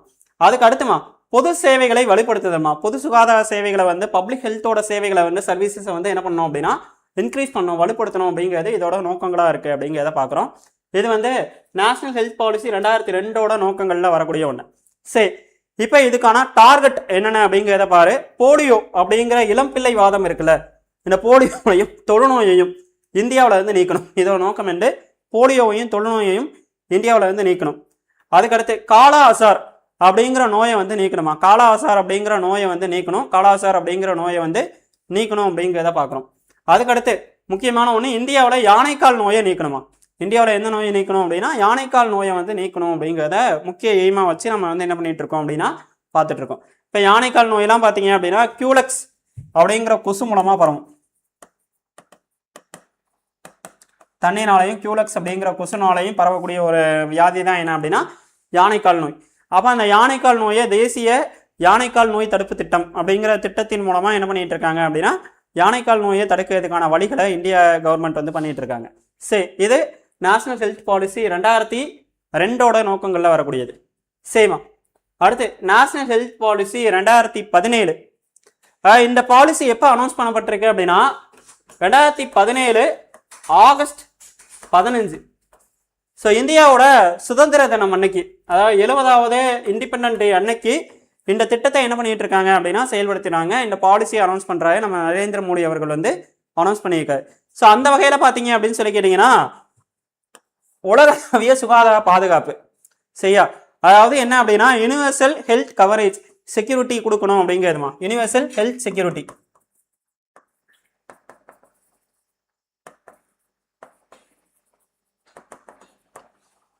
அடுத்து மலிவு விலையில மக்களுக்கு எல்லாத்துக்குமே மருந்துகள் வந்து கிடைக்க வைக்கணுமா. மலிவு விலையில நம்ம என்ன பண்ணணும் அப்படின்னா சுகாதார சேவைகளை வழங்கணும். இப்போ நீங்க வந்து பாத்தீங்க அப்படின்னா மக்கள் வந்து இப்போ ஒரு இடத்துல இருந்து இன்னொரு இடத்துக்கு போய் அவங்க என்ன பண்ணணும் அப்படின்னா சிகிச்சை செய்யறப்ப அவங்களோட செலவுகள் வந்து அதிகமாகும். இப்போ ஒரு சில நோய்களுக்கெல்லாம் செலவுகள் அதிகமாக இருக்கிறதுனால வறுமையோட தாக்கம்னால சிகிச்சை எடுத்துக்க மாட்டேங்கிறாங்க அப்படின்னு பார்த்தோம். ஸோ அந்த மாதிரியான சூழ்நிலைகள் இல்லாம கம்மியான ரேட்ல இப்போ எக்ஸாம்பிளா வந்து நம்ம என்ன கொடுத்துட்டு இருக்கோம் அப்படின்னு சொல்லி கேட்டீங்கன்னா ஆயுஷ்மான் பாரத் அப்படிங்கிற திட்டம் கொடுத்துட்டு இருக்கோம். ஸோ ஆயுஷ்மான் பாரத் திட்டம்னா என்னம்மா சொல்லு பார்க்கலாம். ஆயுஷ்மான் பாரத் திட்டம்னா என்ன? யாராவது சொல்லு கமெண்ட்ஸ்ல. ஆயுஷ்மான் பாரத் திட்டம்னா என்ன? ஆயுஷ்மான் பாரத் அப்படிங்கிற ஒரு திட்டம்லாம் நம்ம செயல்படுத்திட்டு இருக்கோம். ஆயுஷ்மான் பாரத் திட்டம்னா என்ன கமெண்ட்ஸ்ல சொல்லு. ஆயுஷ்மான் பாரத் பிரதான் மந்திரி ஜன் ஆரோக்கிய யோஜனா அப்படின்னு சொல்லுவாங்க. பிரதான் மந்திரி ஜன் ஆரோக்கிய யோஜனா அப்படின்னு சொல்லுவாங்க. ஹெல்த் இன்சூரன்ஸ்க்கான ஒரு திட்டம். சரியா, ஹெல்த் இன்சூரன்ஸ்க்கான ஒரு திட்டம் தான் என்ன அப்படின்னா இந்த திட்டம். ஸோ 2018 இந்த திட்டத்தை அனௌன்ஸ் பண்றாங்க. ஆயுஷ்மான் பாரத் திட்டத்தை வந்து அனௌன்ஸ் பண்றாங்க. இது மூலயமா நமக்கு 5 லட்சம் வரைக்கும் மருத்துவ காப்பீடு கிடைக்கும்.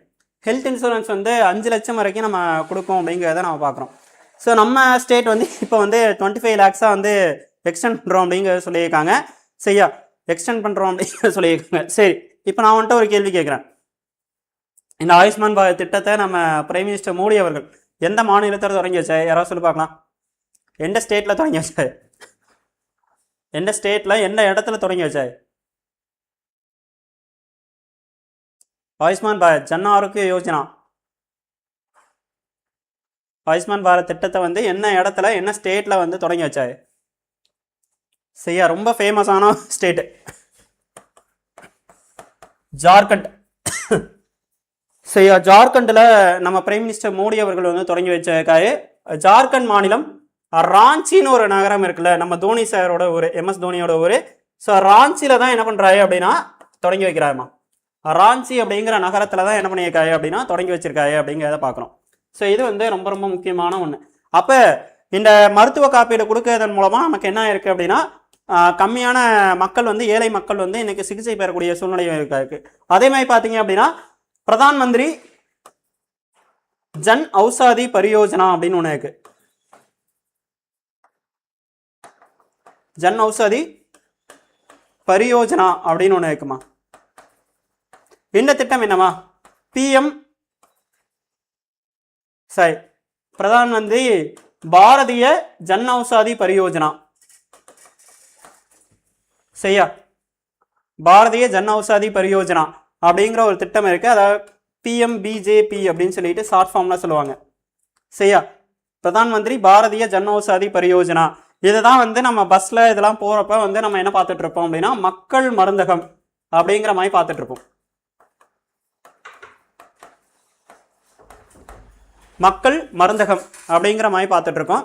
கம்மியான ரேட்ல மக்களுக்கு குவாலிட்டியான மெடிசன் கிடைக்கணும் அப்படிங்கிறதுக்கான ஒரு திட்டம் தான் என்ன அப்படின்னு சொல்லி கேட்டீங்க அப்படின்னா இந்த பிரதான் மந்திரி பாரதிய ஜன் ஔஷாதி பரியோஜனா அப்படிங்கிற ஒரு திட்டங்கள் வந்து பார்த்துட்டு இருக்கோம். அப்போ இதோட நோக்கம் என்ன அப்படின்னா கம்மியான ரேட்ல சுகாதார சேவைகளையும் மெடிசன்ஸையும் நம்ம கொடுக்கணும் அப்படிங்கிறது தான் என்ன அப்படின்னா இந்த திட்டத்தோட நோக்கங்கள்ல ஒன்று.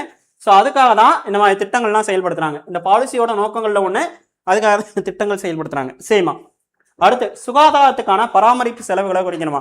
மக்கள் வந்து சுகாதாரத்துக்கான பராமரிப்பு செலவுகளை கம்மி பண்ணணும் அப்படிங்கிறதுக்காக இந்த திட்டங்கள் வந்து இருக்கு அப்படிங்கிறத பார்க்குறோம். சரி, இப்போ இதோட டார்கெட் என்னென்ன அப்படிங்கிறத பார்த்துருவோமா. இதோட இலக்குகள் என்ன அப்படின்னு சொல்லி பார்த்துருவோம். இதோட இலக்குகள் என்ன அப்படின்னு சொல்லி பார்க்கும்போது பார்த்தீங்க அப்படின்னா முதல் விஷயம் வந்துமா 2025க்குள்ள இந்தியர்களின் சராசரி ஆயுட்காலம். சரியா, லைஃப் எக்ஸ்பெக்டன்சி அப்படின்னு சொல்லுவாங்க, சராசரி ஆயுட்காலம். இதை வந்து நம்ம இன்க்ரீஸ் பண்ணோம். இதை டிக்ரீஸ் இன் இங்கிலீஷில் இருக்கு, அதை மாற்றிக்கங்க, இன்க்ரீஸ் பண்ணோம். சரியா, எவ்வளவா இன்க்ரீஸ் பண்ணோம் அப்படின்னா 67.5 இருந்து 70 இன்க்ரீஸ் பண்ணுமா. 67.5 இருந்து 70 இன்க்ரீஸ் பண்ணோம். ஸோ இது ஒன்று. சரி, அதுக்கு அடுத்துமா 2025க்குள்ள மொத்த கருவுறுதல் விகிதம். சரியா, அதாவது டிஎஃப்ஆர் ரேட்னு சொல்லுவாங்க. டிஎஃப்ஆர் டோட்டல் ஃபர்டிலிட்டி ரேட் அப்படின்னு சொல்லுவாங்க, டிஎஃப்ஆர் ரேட்னு சொல்லுவாங்க, கருவுறுதல் விகிதம் அப்படின்னு சொல்லுவாங்க. ஸோ WHO என்ன சொல்லியிருக்காங்க அப்படின்னா, இந்த கருவுறுதல் விகிதம் வந்து எவ்வளோ இருக்கணும் அப்படின்னா டிஎஃப்ஆர் ரேட் வந்து 2.1 இருக்கணும் அப்படிங்கிறாங்கம்மா. WHO வந்து 2.1 இருக்கணும் அப்படிங்கிறாங்க. இது வந்து இப்போ இந்தியாவில் வந்து பார்த்தீங்க அப்படின்னா எவ்வளவா இருக்குது அப்படின்னு சொல்லி கேட்டிங்க அப்படின்னா 1.9 இருக்குது. இந்தியாவில் வந்து 1.9 ரீசெண்ட் டேட்டா அடிப்படையில் 1.9 அப்படிங்கிற ரேஷியோவில் இருக்குது. இதுவே வந்து பார்த்தீங்க அப்படின்னு சொல்லி கேட்டிங்க அப்படின்னா தமிழ்நாட்டில் எவ்வளோ சார் இருக்குது அப்படின்னு சொல்லி கேட்டிங்கன்னா 1.3 அப்படிங்கிற அளவில் தான் இருக்குது. சரியா, 1.3 டோட்டல் ஃபர்டிலிட்டி ரேட் வந்து 1.3 அப்படிங்கிற அளவில் தான் இருக்குது. இந்த டேட்டா கூட பாருங்கள், நான் உங்களுக்கு எடுத்து வச்சுருக்கேன், ஹெல்த் பாலிசியில் எடுத்து கொடுத்துருக்காங்க. இங்கே பாரு, இது வந்து ஹெல்த் பாலிசி நோட் இருக்கு இல்லையா, அதில் இருக்கக்கூடிய ஒரு டேட்டா. அந்த டேட்டாவில் பாருங்கள், தமிழ்நாடு மிகப்பெரிய அளவிலான மக்கள் நிலை மாற்றத்தை கொண்டு வருகிறது. சரியா, இந்த ஸ்டேட்மெண்ட் பாரு. அடுத்து மொத்த கருவுறுதல் விகிதம் டிஎஃப்ஆர் அப்படிங்கிற ரேஷியோ, மொத்த கருவுறுதல் விகிதம் சரியா, மக்கள் தொகையை நிலையாக வைத்திருக்க தேவையான அளவை விட குறைவாக உள்ளது. ஸோ எவ்வளோ அவங்க சொல்லியிருக்காங்க அப்படின்னா WHO 2.1 இருக்கலாம் அப்படிங்கிறாங்க WHO. ஆனால் நமக்கு எவ்வளோ இருக்கு, ரொம்பவே கம்மியாக இருக்கும், 1.3 அப்படிங்கிற அளவில் இருக்கு. நமக்கு எவ்வளோ இருக்கு அப்படின்னா ரொம்பவே கம்மியாக இருக்கு. பாலிசி நோட்லாம் வந்து அவங்க சொல்லியிருக்காங்க. இதனால மக்களோட ஆயுட்காலம் என்ன ஆயிட்டு இருக்கு அப்படின்னா தொடர்ந்து அதிகமாயிட்டு இருக்கு. சரியா, ஸோ மக்களோட ஆயுட்காலம் வந்து தொடர்ந்து அதிகமாயிட்டு இருக்கு. இதனால தமிழ்நாடு தற்போது முதியோர் அதிகம் கொண்ட சமூகமாக மாறுகிறது. இந்தியாவில் அதிகமான அளவில் முதியோர்கள் இருக்கக்கூடிய மாநிலங்கள்னா ஒன்று கேரளாவும் இன்னொன்று தமிழ்நாடும். இந்தியாவில் அதிக அளவில் முதியோர்கள் இருக்கக்கூடிய மாநிலங்கள் வந்து ஒன்று தமிழ்நாடும் இன்னொன்று கேரளாவும். அப்போ இதனால என்ன சார், இவங்க வந்து ஹெல்த் அதிகமாக கொடுக்க மக்கள் தொகை கட்டுப்பாட்டு திட்டங்களை அதிகமாக செயல்படுத்த என்ன ஆயிடுச்சு அப்படின்னா டோட்டல் ஃபர்டிலிட்டி ரேட் வந்து குறைய ஆரம்பிச்சிருச்சு. மக்களோட ஆயுட்காலம் வந்து என்ன ஆரம்பிச்சிச்சு அப்படின்னா அதிகமாக ஆரம்பிச்சிச்சு. ஒன்றும் இல்லை, இப்போ மக்களுக்கு என்ன பண்ணிட்டு இருக்காங்க அப்படின்னா ஹெல்த் கேர் அதிகமாக கொடுக்குறாங்கம்மா. சரியா, அது மட்டும் இல்லாமல் பாப்புலேஷன் கண்ட்ரோல் ப்ரோக்ராம் வந்து அதிகமாக இருக்கு. இந்த ரெண்டோட தாக்கத்தினால என்ன ஆயிட்டு இருக்கு அப்படின்னு சொல்லி கேட்டிங்கன்னா டிஎஃப்ஆர் ரேட் இருக்கிறதுலே ரொம்ப கம்மியாயிருச்சு. WHO ஃபிக்ஸ் பண்ணதை விட மக்கள் தொகையை கட்டுப்படுத்தணும் அப்படின்னா 2 வச்சுக்கோங்க அப்படிங்கிறாங்க. ஆனால் நம்ம ஆளுங்க என்ன பண்ணுறாங்க 1.3 அப்படிங்கிற அளவுக்கு நமக்கு வந்துருச்சு. அது மட்டும் இல்லாமல் ஹெல்த் சர்வீசஸ் கொடுக்கறதுனால மக்களோட வாழ்நாள் ஆயுட்காலங்களும் அதிகமாகிட்டு இருக்கு. மக்களோட வாழ்நாள் ஆயுட்காலங்களும் என்ன ஆயிட்டு இருக்கு அப்படின்னா அதிகமாயிட்டு இருக்கு. ஸோ அப்போ இந்த பிரச்சனையோட தாக்கத்தினால என்ன ஆயிட்டு இருக்கு அப்படின்னு சொல்லி கேட்டீங்கன்னா முதியோர்களோட எண்ணிக்கை வந்து அதிகமாயிட்டு இருக்கு அப்படிங்கிறத பார்க்கணும். இப்போ பாரு, ஒரு டேட்டாவும் கொடுத்துருக்கான், national family health survey report அப்படிங்கிற ஒரு டேட்டா 6. சரியா, national family health survey report அப்படிங்கிற ஒரு ரிப்போர்ட் இருக்கு. இது வந்து எப்போ சார் வந்திருக்கு அப்படின்னா 2023-24 டேட்டா அடிப்படையில் மொத்த மக்கள் தொகையில் முதியோர்களோட எண்ணிக்கை எவ்வளோ இருக்குது அப்படின்னா 16.6%. சார் 16.3%. டோட்டல் பாப்புலேஷனில் முதியோர்களோட எண்ணிக்கை 60 வயதுக்கு மேற்பட்ட முதியோர்களோட எண்ணிக்கை வந்து அதிகமாக இருக்குது அப்படிங்கிற ஒரு விஷயத்தை வந்து நம்ம என்ன பண்ணிகிட்டு இருக்கோம் அப்படின்னா சொல்லியிருக்காங்க. சரியா, ஸோ இதுதான் வந்து ரொம்ப ரொம்ப ரொம்ப ரொம்ப கவனிக்கத்தக்க ஒரு விஷயமா நம்ம பார்த்தோம்னா மொத்த மக்கள் தொகையில் 1.3 16.3 அப்படிங்கிற அளவில் முதியோர்களோட எண்ணிக்கை வந்து அதிகமாக இருக்குது அப்படிங்கிறத பார்க்குறோம். சரியா, ஸோ அப்போ பார்த்துக்க ஹெல்த் பாலிசியில் நம்ம என்ன சொல்லியிருக்கோம் அப்படின்னு சொல்லி கேட்டிங்கன்னா டிஎஃப்ஆர் ரேட்டை 2.1 கம்மி பண்ணணும்னு சொல்லியிருக்கோம். ஆனால் இந்தியா இப்போ எங்கே வந்து நிற்கிது அப்படின்னா 1.9 அப்படிங்கிற அளவில் வந்து நிற்கிது. சரியா, ஸோ இது முக்கியம். இப்போலாம் பார்த்தீங்கன்னா ரீசெண்டாக ஒரு ஸ்டேட் கவர்மெண்ட் வந்து பார்த்தீங்க அப்படின்னா 3வது குழந்தை அதாவது குழந்தை அதிகமாக பெற்றுக்கிறவங்களுக்கு நிறைய திட்டங்கள்லாம் அனௌன்ஸ் பண்ணாங்க. இப்போ ரீசெண்டாக கூட கரண்ட் அஃபேர்ஸில் கேள்விப்பட்டிருப்பீங்க, ஆந்திராவா ஐ திங்க் ஆந்திராவா தெலுங்கானான்னு தெரில. ஸோ அப்போ அந்த மாதிரி திட்டங்கள் ஏன் கொடுக்க ஆரம்பிக்கிறாங்க அப்படின்னா மக்கள் தொகை கட்டுப்பாட்டு திட்டங்களை அதிகமாக செயல்படுத்தும் போது உங்களுக்கு என்ன ஆயிடுது அப்படின்னு சொல்லி கேட்டிங்க அப்படின்னா டிஎஃப்ஆர் ரேட்லாம் கம்மியாக ஆரம்பிச்சது. சரியா, ஸோ இதனால் உங்களுக்கு முதியோர்களோட எண்ணிக்கை அதிகமாக ஆரம்பிச்சது. நிறைய நம்ம வந்து ப்ராப்ளம்ஸை ஃபேஸ் பண்ணிட்டு இருக்கோம். இப்போ எக்ஸாம்பிளாக பாரு, நம்ம பொலிட்டிக்கலாக என்ன ப்ராப்ளம் ஃபேஸ் பண்ணிட்டு இருக்கோம் அப்படின்னு சொல்லி கேட்டிங்கன்னா மக்கள் தொகையை வச்சு தான் தொகுதி மறுசீரமைப்பு, தொகுதி மறுவரையறை அப்படிங்கிற ஒரு விஷயத்தை பற்றி நம்ம பேசிகிட்டு இருக்கோம். இந்த தொகுதி மறுவரையறையில் எவ்வளோ பெரிய ப்ராப்ளம் போயிட்டு இருக்கு. தொகுதி மறுவரையறை அப்படிங்கிற ஒன்றில் வந்து எவ்வளோ பெரிய ப்ராப்ளம் வந்து போயிட்டு இருக்கு. அப்போ இந்த ப்ராப்ளத்தை நம்ம நீக்கணும் அப்படிங்கிற பட்சத்தில் நமக்கு தேவை இப்போ என்ன அப்படின்னு சொல்லி கேட்டிங்கன்னா தொகுதி மறுவரை பண்ணும்போது மக்கள் தொகை கட்டுப்படுத்திய மாநிலங்களுக்கு இது ஒரு தண்டனை அப்படிங்கிற மாதிரியான சூழ்நிலை இருக்கிறதுனால தான் தமிழ்நாடு கவர்மெண்ட் வந்து இதை எதிர்த்துட்டு இருக்காங்க. தொகுதி மறுவரையறை தமிழ்நாடு கவர்மெண்ட் எதிர்க்கிறதுக்கான காரணம் என்ன அப்படின்னா மக்கள் தொகையை அடிப்படையில் நீங்கள் தொகுதிகளை மறுசீரமைப்பு செய்கிறப்ப உங்களுக்கு என்ன பாதிப்பு இருக்கும் அப்படின்னா தென் மாநிலங்கள் வந்து என்ன பண்ணிட்டு இருக்காங்க அப்படின்னா மக்கள் தொகையை கட்டுப்படுத்திட்டு இருக்காங்க. ஆனால் வட மாநிலங்கள் வந்து என்ன பண்ணிட்டு இருக்காங்கன்னா மக்கள் தொகையை கட்டுப்படுத்தலை. இதனால என்ன ஆகும் அப்படின்னு சொல்லி கேட்டீங்கன்னா தென் மாநிலங்களுக்கான பிரதிநிதித்துவம் போகிறதுக்கான வாய்ப்பு இருக்குது. அப்படிங்கிறதுக்காக தான் இது இப்போ இருக்க கவர்மெண்ட்டும் சரி, முன்னாடி இருக்க கவர்மெண்ட்டும் சரி, தொகுதி மறுசீரமைப்பு அப்படிங்கிற ஒரு விஷயத்தை வந்து எதிர்த்துட்டு இருக்காங்க. ஸோ அப்போ அந்த ஒரு கான்செப்டை நீ ஞாபகம் வச்சுக்கணும். நீ வந்து ஒரு ஹெல்த்தில் வந்து ஏன் பாலிட்டி பேசிகிட்டு இருக்காருன்னு கேட்கக்கூடாது. இது வந்து எல்லாத்தோட கனெக்ட் ஆகிற ஒரு பாடம் தான் என்ன அப்படின்னு சொல்லி கேட்டிங்கன்னா இந்த ஹெல்த். சரியா? அடுத்து பாருமா, குழந்தைகளோட இறப்பு வீதம் TFR ரேட் பார்த்தோமா. அடுத்து குழந்தைகளோட இறப்பு வீதம் பாரு. குழந்தைகளோட இறப்பு விகிதத்தை 2005க்குள்ள 25க்குள்ள 5 வயதுக்குட்பட்ட குழந்தைகளோட இறப்பு விகிதத்தை 23 கம்மி பண்ணணும் அப்படிங்கிறாங்கம்மா. ஸோ அப்போ குழந்தைகளோட இறப்பு வீதம்னா என்ன? 1000 குழந்தைகளுக்கு எத்தனை குழந்தைகள் வந்து இறக்குறாங்களோ அதுதான் குழந்தைகளோட இறப்பு வீதம். இதை வந்து கம்மி பண்ணணும் அப்படிங்கிறாங்க. அதே மாதிரி மகப்பேறு இறப்பு வீதம், மெட்டர்னல் மோர்டாலிட்டி ரேட்னு சொல்லுவாங்களா, MMR ரேட்டு, அதை வந்து எவ்வளவா கம்மி பண்ணணும் அப்படின்னு சொல்லி கேட்டிங்க அப்படின்னா 1,00,000க்கு 100 கம்மி பண்ணணும் அப்படிங்கிறத சொல்லியிருக்காங்கம்மா. 1,00,000க்கு 100 கம்மி பண்ணணும். இதோட டேட்டா எல்லாமே பாலிசி நோட்டில் இருக்குது. பாலிசி நோட் பார்க்குறப்ப என்ன டீட்டெயிலாக பார்த்துக்குவோம். ஸோ அப்போ பிறப்பு விகிதத்தை வந்து 2020க்குள்ளே நம்ம 100 கம்மி பண்ணணும் அப்படிங்கிறத சொல்லியிருக்காங்க. இப்போ 2020 தான் 25லனா 80க்கு கீழே வந்துருச்சு.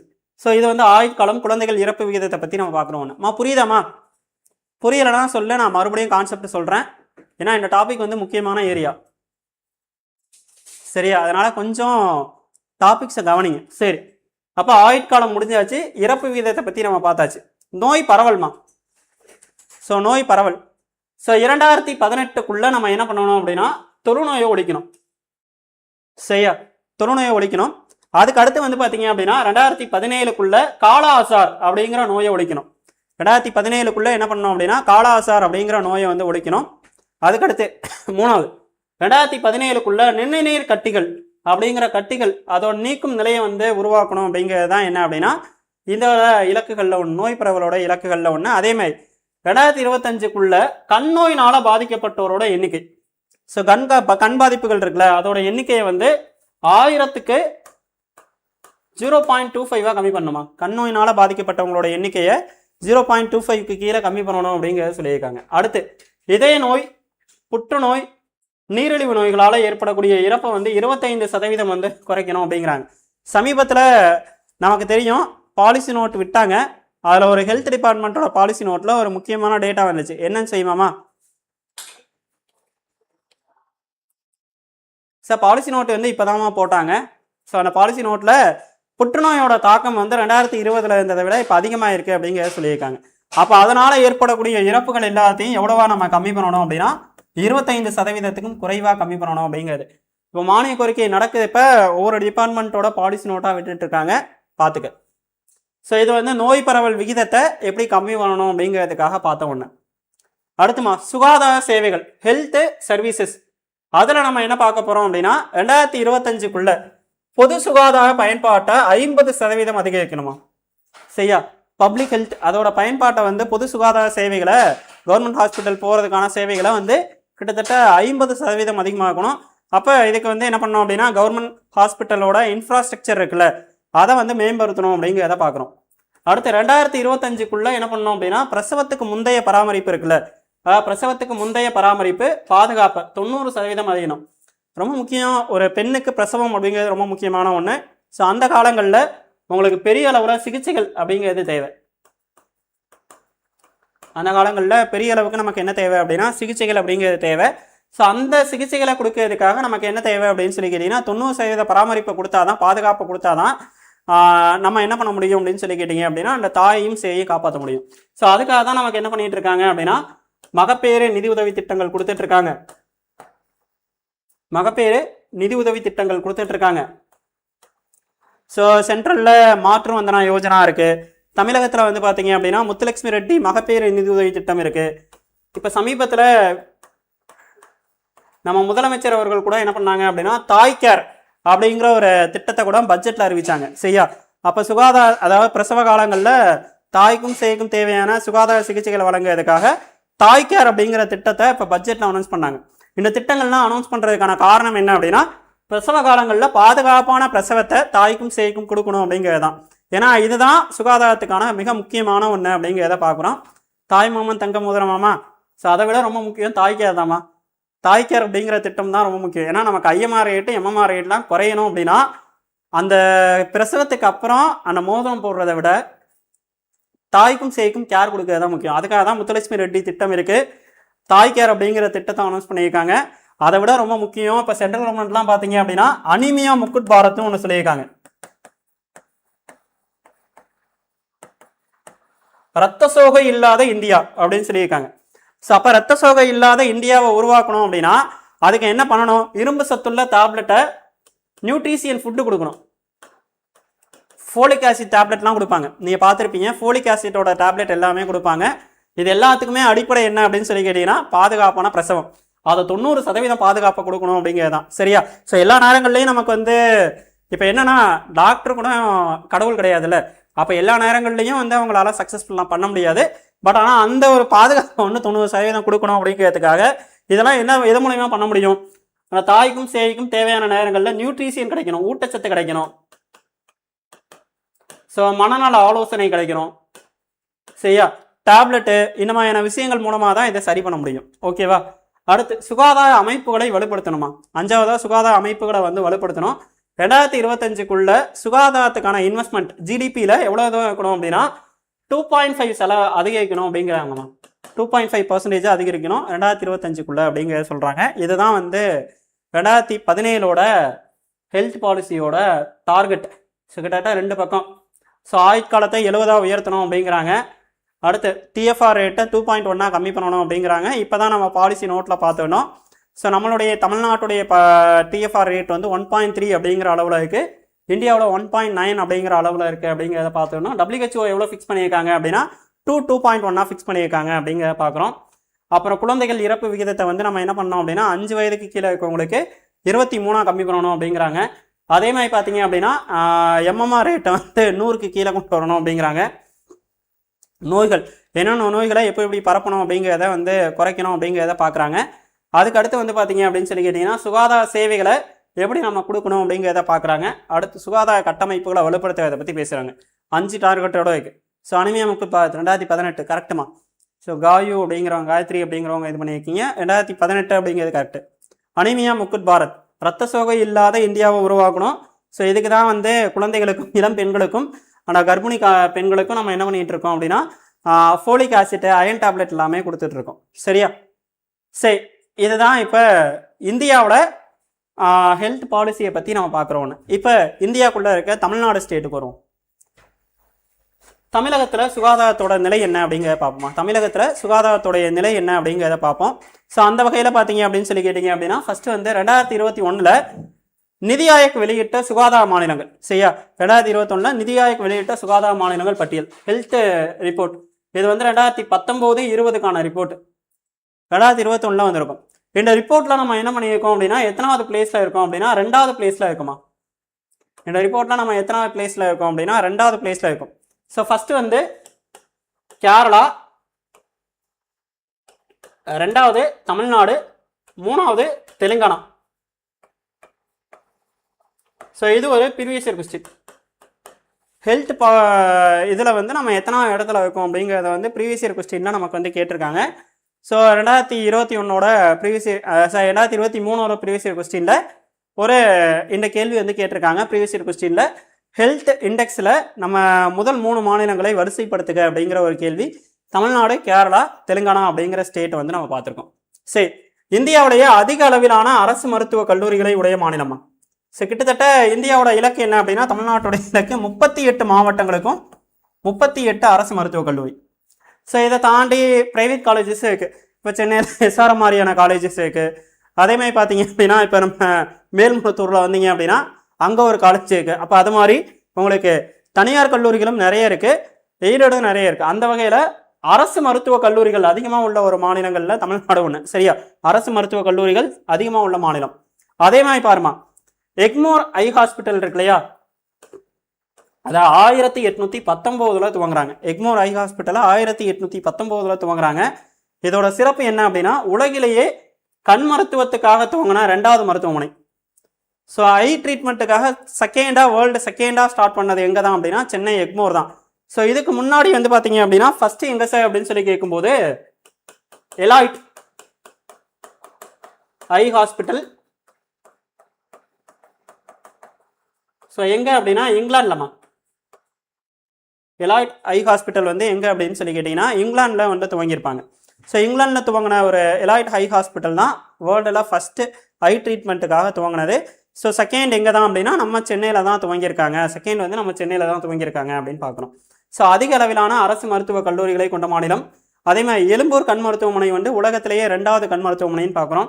So 2012 Muthulakshmi Reddy so Madras medical காலேஜில் படித்து டிகிரி வாங்குறாங்க.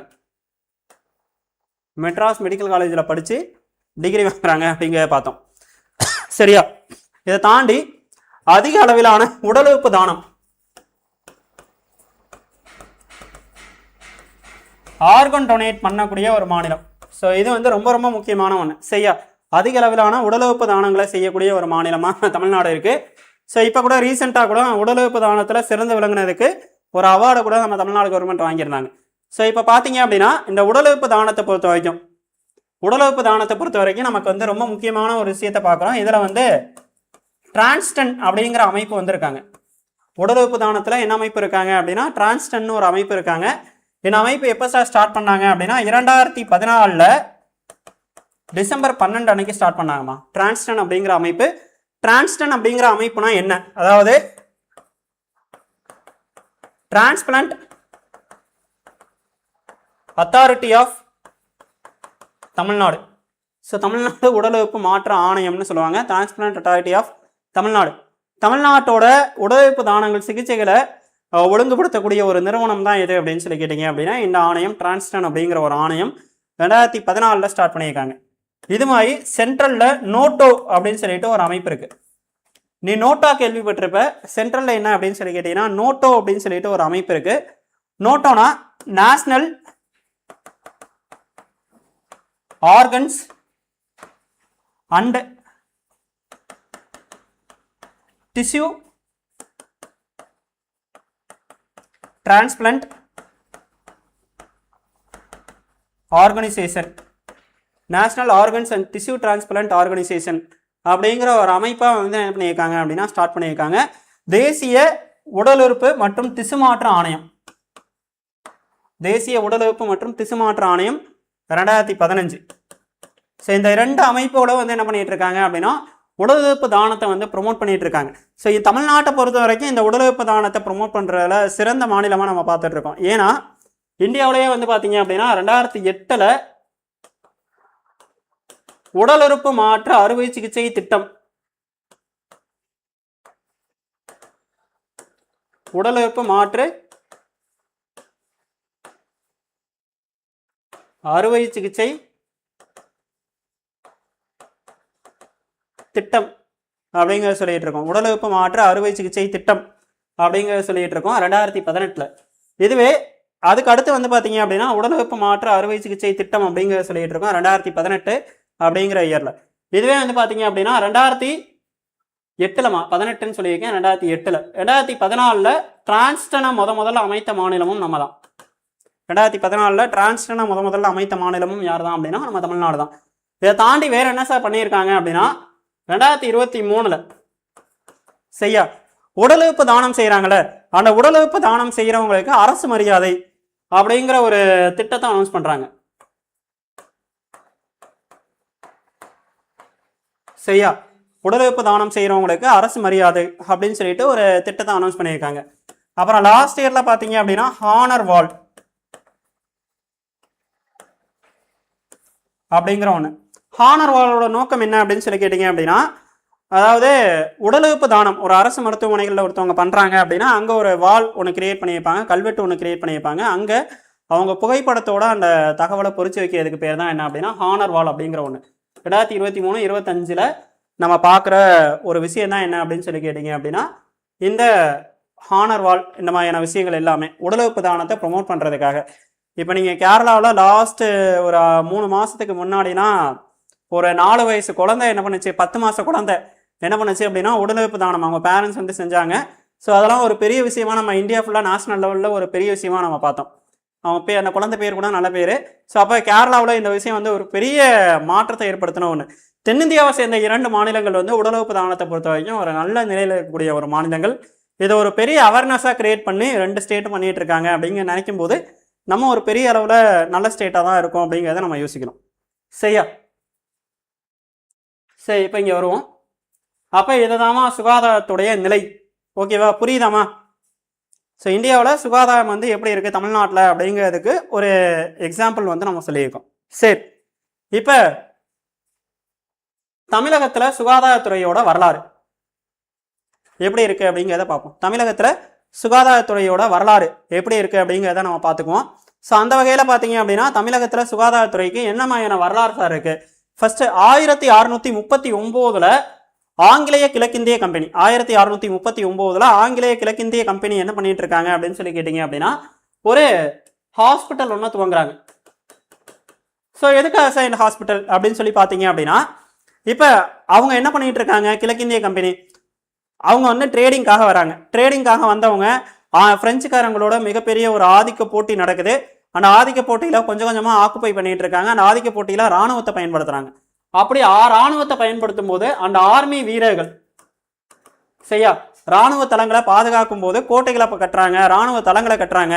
அப்படி இராணுவ தளங்களை பாதுகாக்கிறதுக்காக அவங்க இராணுவத்தை உருவாக்கியிருக்காங்கம்மா.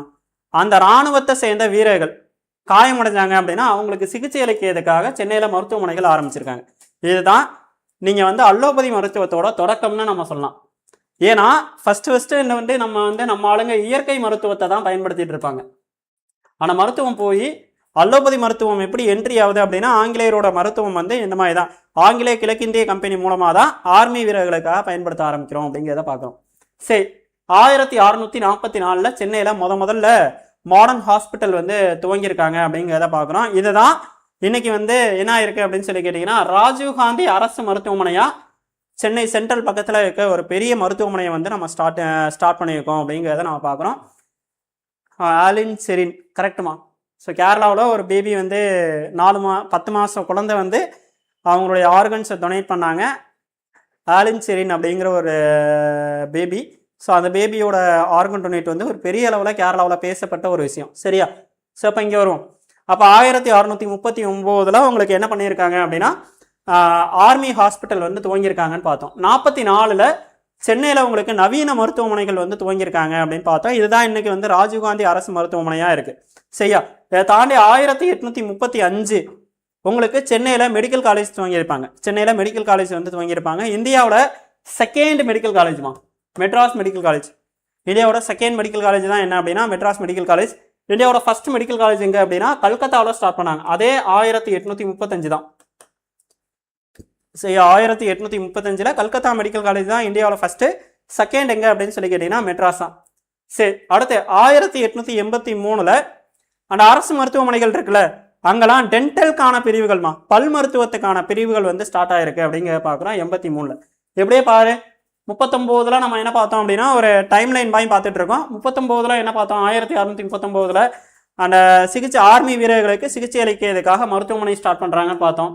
44 சென்னையில் நவீன மருத்துவமனை வந்து ஸ்டார்ட் பண்ணியிருக்காங்க அப்படிங்கிறத பார்த்தோம். அடுத்து 1835 இந்தியாவோட செகண்ட் மெடிக்கல் காலேஜாக மெட்ராஸ் மெடிக்கல் காலேஜை வந்து ஸ்டார்ட் பண்ணியிருக்காங்கன்னு பார்த்தோம்.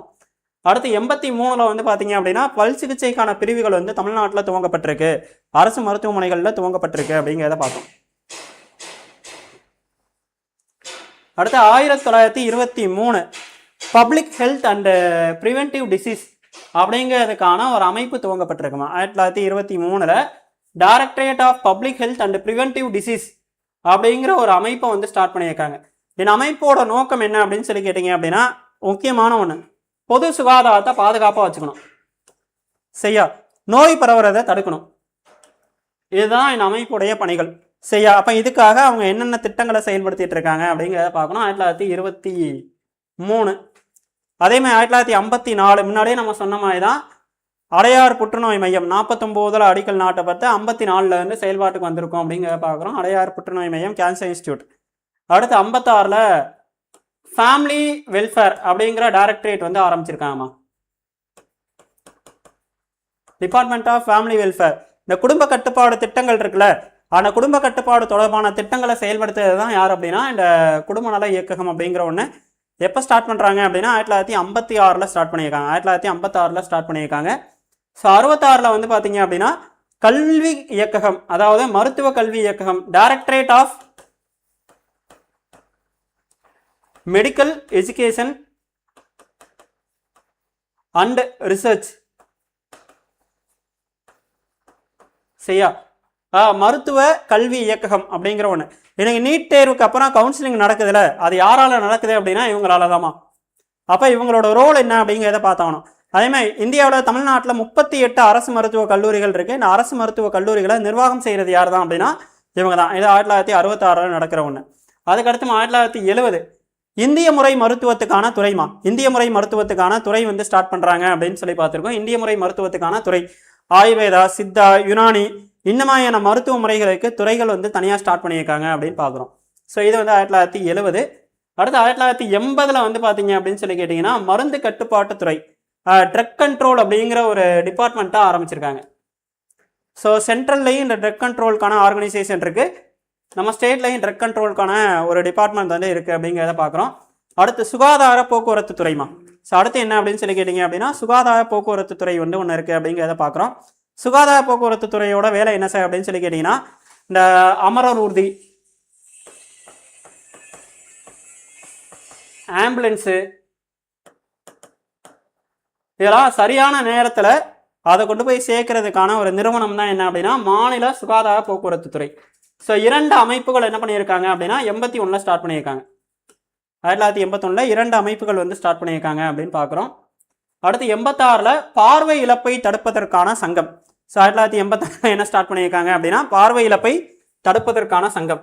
ஸோ பள்ளி மாணவர்களுக்கும் கல்லூரி மாணவர்களுக்கும் கண் பார்வை தொடர்பான விழிப்புணர்வு இதுக்காக என்ன பண்ணியிருக்காங்க அப்படின்னா பார்வை இழப்பை தடுப்பதற்கான சங்கம் அப்படிங்கிற ஒரு அமைப்பை வந்து ஆரம்பிச்சிருக்காங்க 1986. அடுத்து 1994 தமிழ்நாடு மருத்துவ பணிகள் கழகம். சரியா, Tamil Nadu medical service corporation of Tamil Nadu. சரியா, medical service corporation of Tamil Nadu மருத்துவ பணிகள் கழகம் அப்படிங்கிற ஒரு அமைப்பை வந்து ஸ்டார்ட் பண்ணியிருக்காங்க 1994. இதை தாண்டி இந்தியாவிலேயே முதன்முறையாக மாநில எய்ட்ஸ் கட்டுப்பாட்டு சங்கம் அப்படிங்கிற ஒரு அமைப்பு.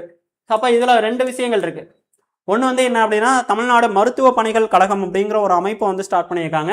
2வது இந்தியாவிலேயே முதன்முறையாக மாநில எய்ட்ஸ் கட்டுப்பாட்டு சங்கத்தை வந்து உருவாக்கியிருக்காங்க அப்படின்னு பார்க்குறோம். 2 அமைப்புகள் முக்கியமான ஒன்று. அடுத்து 1999 மருத்துவம் மற்றும் ஊரக நலப்பணிகள் இயக்ககம், directorate of medical and rural health service, directorate of medical and rural health service அப்படிங்கிற ஒன்று 1999. அடுத்து 2002 தேசிய காசநோய் கட்டுப்பாட்டு திட்டம். சரியா, தேசிய காசநோய் கட்டுப்பாட்டு திட்டம் தமிழ்நாட்டில் நடைமுறைப்படுத்தப்பட்டிருக்கு. ஏன்னா தேசிய காசநோய் கட்டுப்பாட்டு திட்டம் எப்போ அப்படின்னா 1997 நேஷனல் டிபி கண்ட்ரோல் ப்ரோக்ராம் அப்படின்னு சொல்லுவாங்க. நேஷனல் டிபி கண்ட்ரோல் ப்ரோக்ராம் அப்படின்னு சொல்லுவாங்க. இந்த இது வந்து எப்போ ஸ்டார்ட் பண்ணாங்க அப்படின்னா 97 ஸ்டார்ட் பண்ணியிருப்பாங்க சென்ட்ரல் கவர்மெண்ட். ஏன்னா நேஷனலில் அப்போ தேசிய காசநோய் கட்டுப்பாட்டு திட்டம் வந்து சென்ட்ரல் வந்து 97 ஸ்டார்ட் பண்ணாங்க. அது வந்து எப்போ வந்து நம்ம தமிழ்நாட்டில் இம்ப்ளிமெண்ட் ஆச்சு அப்படின்னா 2002 தமிழ்நாட்டில் வந்து 2002 தான் வந்து இம்ப்ளிமெண்ட் ஆகிருக்கும் அப்படிங்கிறத பார்க்குறோம். அடுத்து 2005 உங்களுக்கு சென்ட்ரல் கவர்மெண்ட் என்ன பண்ணியிருப்பாங்க அப்படின்னா நேஷனல் ரூரல் ஹெல்த் மிஷன் அப்படிங்கிற ஒன்று நம்ம முன்னாடி பார்த்தோம். சரியா, நேஷனல் ஹெல்த் மிஷன் அப்படிங்கிற ஒன்று ஸ்டைல் படுத்தியிருக்காங்கன்ட்டு. ஃபர்ஸ்ட் வந்து அதை வந்து கிராமப்புற பகுதிகளில் தான் ஆரம்பித்தாங்க. தேசிய ஊரக சுகாதார இயக்கம் அப்படிங்கிற ஒரு இயக்கமாக ஸ்டார்ட் பண்ணுறாங்க 2005. ஸோ அந்த அடிப்படையில் மாநில நலவாழ்வுத்துறை, ஸோ மாநில சுகாதார இயக்கம் வந்து எப்போ ஸ்டார்ட் பண்ணுறாங்க அப்படின்னா 2005 தமிழ்நாட்டில் ஸ்டார்ட் பண்ணியிருக்காங்க. ஸோ எப்படி சென்ட்ரல் வந்து நேஷனல் ரூரல் ஹெல்த் மிஷன் ஆரம்பித்தாங்களோ நம்ம ஸ்டேட்டில் அதே 2005 சென்ட்ரலும் 2005 தான் ஆரம்பிக்கிறாங்க, நம்ம ஸ்டேட்டும் 2005 தான் ஆரம்பிக்கிறாங்க. அதை பேஸ் பண்ணி தான் ஆரம்பிப்பாங்க. சரியா, அப்போ இந்த நேஷனல் ஹெல்த் மிஷன் அடிப்படையில் ஒவ்வொரு ஸ்டேட்லையுமே என்ன ஆகுது அப்படின்னா மாநில சுகாதார இயக்கம் அப்படிங்கிற ஒரு இயக்கம் வந்து ஸ்டார்ட் ஆகுது அப்படிங்கிறத பார்க்குறோம் 2005. ஸோ அப்போ இதில் என்ன பார்த்துருக்கோம் அப்படின்னா 86 பார்வை இழப்பை தடுக்கும் சங்கம் ஆரம்பிச்சிருக்காங்க. 94 தமிழ்நாடு மருத்துவ பணிகள் கழகம், so medical service corporation limited ஆரம்பிச்சிருக்காங்க. இந்தியாவிலேயே முதன்முறையாக மாநில எய்ட்ஸ் கட்டுப்பாட்டு சங்கத்தை ஆரம்பிச்சிருக்காங்க. மருத்துவம் மற்றும் ஊரக நலப்பணிகள் இயக்கம், medical and rural health services ஆரம்பிச்சிருக்காங்க. அப்புறம் டிபி கண்ட்ரோல் ப்ரோக்ராம் வந்து 97ல் இம்ப்ளிமெண்ட் பண்ணி அதை செயல்படுத்தி, அதாவது மத்திய அரசு இம்ப்ளிமெண்ட் பண்ணியிருக்காங்க. அதை தமிழ்நாட்டில் எப்போ இம்ப்ளிமெண்ட் பண்ணியிருக்காங்க அப்படின்னா 2002. ஏன்னா நம்ம யாரை பற்றி பார்த்துட்டு இருக்கோம்? தமிழ்நாடை பற்றி பார்த்துட்டு இருக்கோம். சரியா? அந்த வகையில் தமிழ்நாட்டில் இம்ப்ளிமெண்ட் பண்ணாங்கன்னு பார்த்தோம். அப்புறம் நேஷனல் ரூரல் ஹெல்த் மிஷன், அதில் தமிழ்நாட்டில் என்ன பண்ணுறாங்க அப்படின்னா ஸ்டேட் ஹெல்த் மிஷனாக ஆரம்பிக்கிறாங்க 2005. இப்போ 2008 உடல் உறுப்பு மாற்று அறுவை சிகிச்சைக்கான திட்டம் ஆரம்பிக்கிறாங்கம்மா. உடல் உறுப்பு மாற்று அறுவை சிகிச்சைக்கான திட்டம் ஆரம்பிக்கிறாங்க. என்ன வருஷம் அப்படின்னா 2008 உடல் உறுப்பு மாற்றுக்கான அறுவை சிகிச்சை திட்டம் வந்து ஆரம்பிக்கிறாங்க அப்படிங்கிறத பார்க்குறோம்.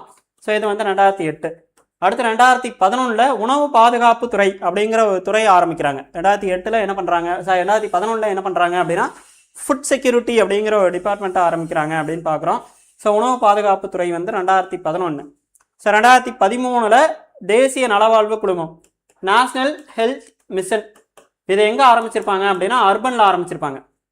சரியா? அர்பனில் ஆரம்பிச்சிருப்பாங்க. அப்போ நேஷனல் அர்பன் ஹெல்த் மிஷன் அப்படின்னு சொல்லுவாங்கம்மா. ரெண்டும் சேர்ந்து தான் நேஷனல் ரூரல் ஹெல்த் மிஷன் வந்து 2005, நேஷனல் அர்பன் ஹெல்த் மிஷன் வந்து 2013. ரெண்டையும் இணைச்சு தான் உங்களுக்கு என்ன இருக்கும் அப்படின்னா நேஷனல் ஹெல்த் மிஷன் ஆரம்பிச்சிருப்பாங்க. ஸோ இதெல்லாம் 2013க்கு அப்புறம் தான் வருது அப்படிங்கிறத பார்க்குறோம். அடுத்து 2014 டிரான்ஸ்டன் அப்படிங்கிற அமைப்பு, உடல் உறுப்பு மாற்றுக்கான ஆணையம். இந்த ஆணையத்தோட பரிந்துரை இல்லாமல் உடல் உறுப்பு மாற்று சிகிச்சைகள் எதுவுமே நடக்காது அப்படிங்கிறத பார்க்குறோம். இதுதான் ஒட்டுமொத்த சுகாதாரத்துறையோட வரலாறு. 1963 நம்ம இராணுவ வீரர்களுக்காக ஆரம்பித்ததில் இருந்து இப்போ வந்து 2014 நம்ம என்ன பண்ணியிருக்கோம் அப்படின்னு சொல்லி கேட்டிங்க அப்படின்னா டிரான்ஸ்டன் ஆரம்பித்தது வரைக்கும் நம்ம முடிச்சிருக்கோம்.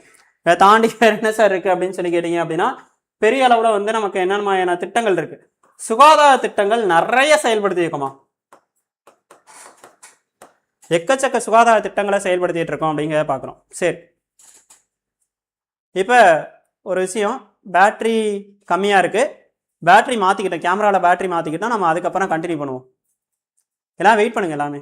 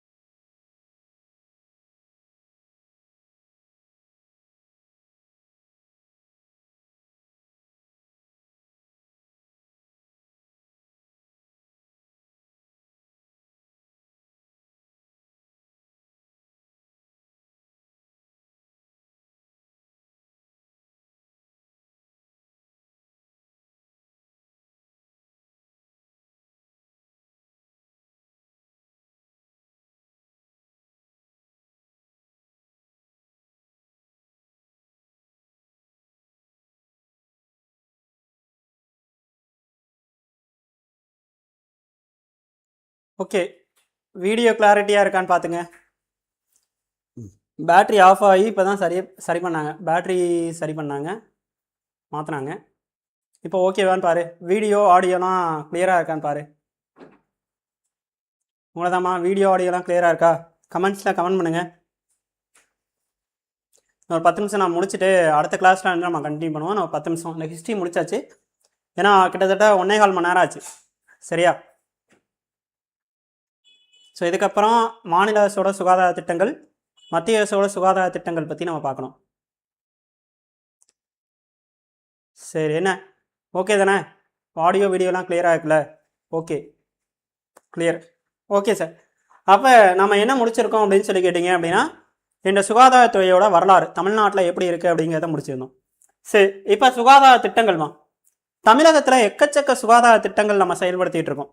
சரியா? சுகாதாரத்துறைக்கு கீழே எக்கச்சக்க திட்டங்கள் இருக்க. அந்த பாலிசி நோட்லேயே கிட்டத்தட்ட 600க்கும் மேற்பட்ட பேஜஸோடு வர்றது என்ன டிபார்ட்மெண்ட் தான் அப்படின்னா சுகாதாரத்துறை தான். இருக்கிறதுலே அவ்வளோ திட்டங்கள் நம்ம வந்து செயல்படுத்திகிட்டு இருக்கோம். சென்ட்ரல் வந்து அவ்வளோ திட்டங்களை செயல்படுத்திகிட்டு இருக்காங்க, ஸ்டேட் கவர்மெண்ட்டில் அவ்வளோ திட்டங்கள் இருக்குது. ஸோ அந்த திட்டங்கள் பற்றி எல்லாமே நம்ம என்ன பண்ணணும் அப்படின்னா பார்க்கணும். ஸோ அந்த வகையில் நம்ம என்ன பண்ண போகிறோம் அப்படின்னா இதோட ஸ்ட்ரக்சரை பற்றி நம்ம தெரிஞ்சுக்கிட்டா தான் இதோட திட்டங்களை வந்து நம்ம டீட்டெயிலாக அனலைஸ் பண்ண முடியும். சரியா? இப்போ நம்ம அதோட டைம்லைன் பார்த்தோம்.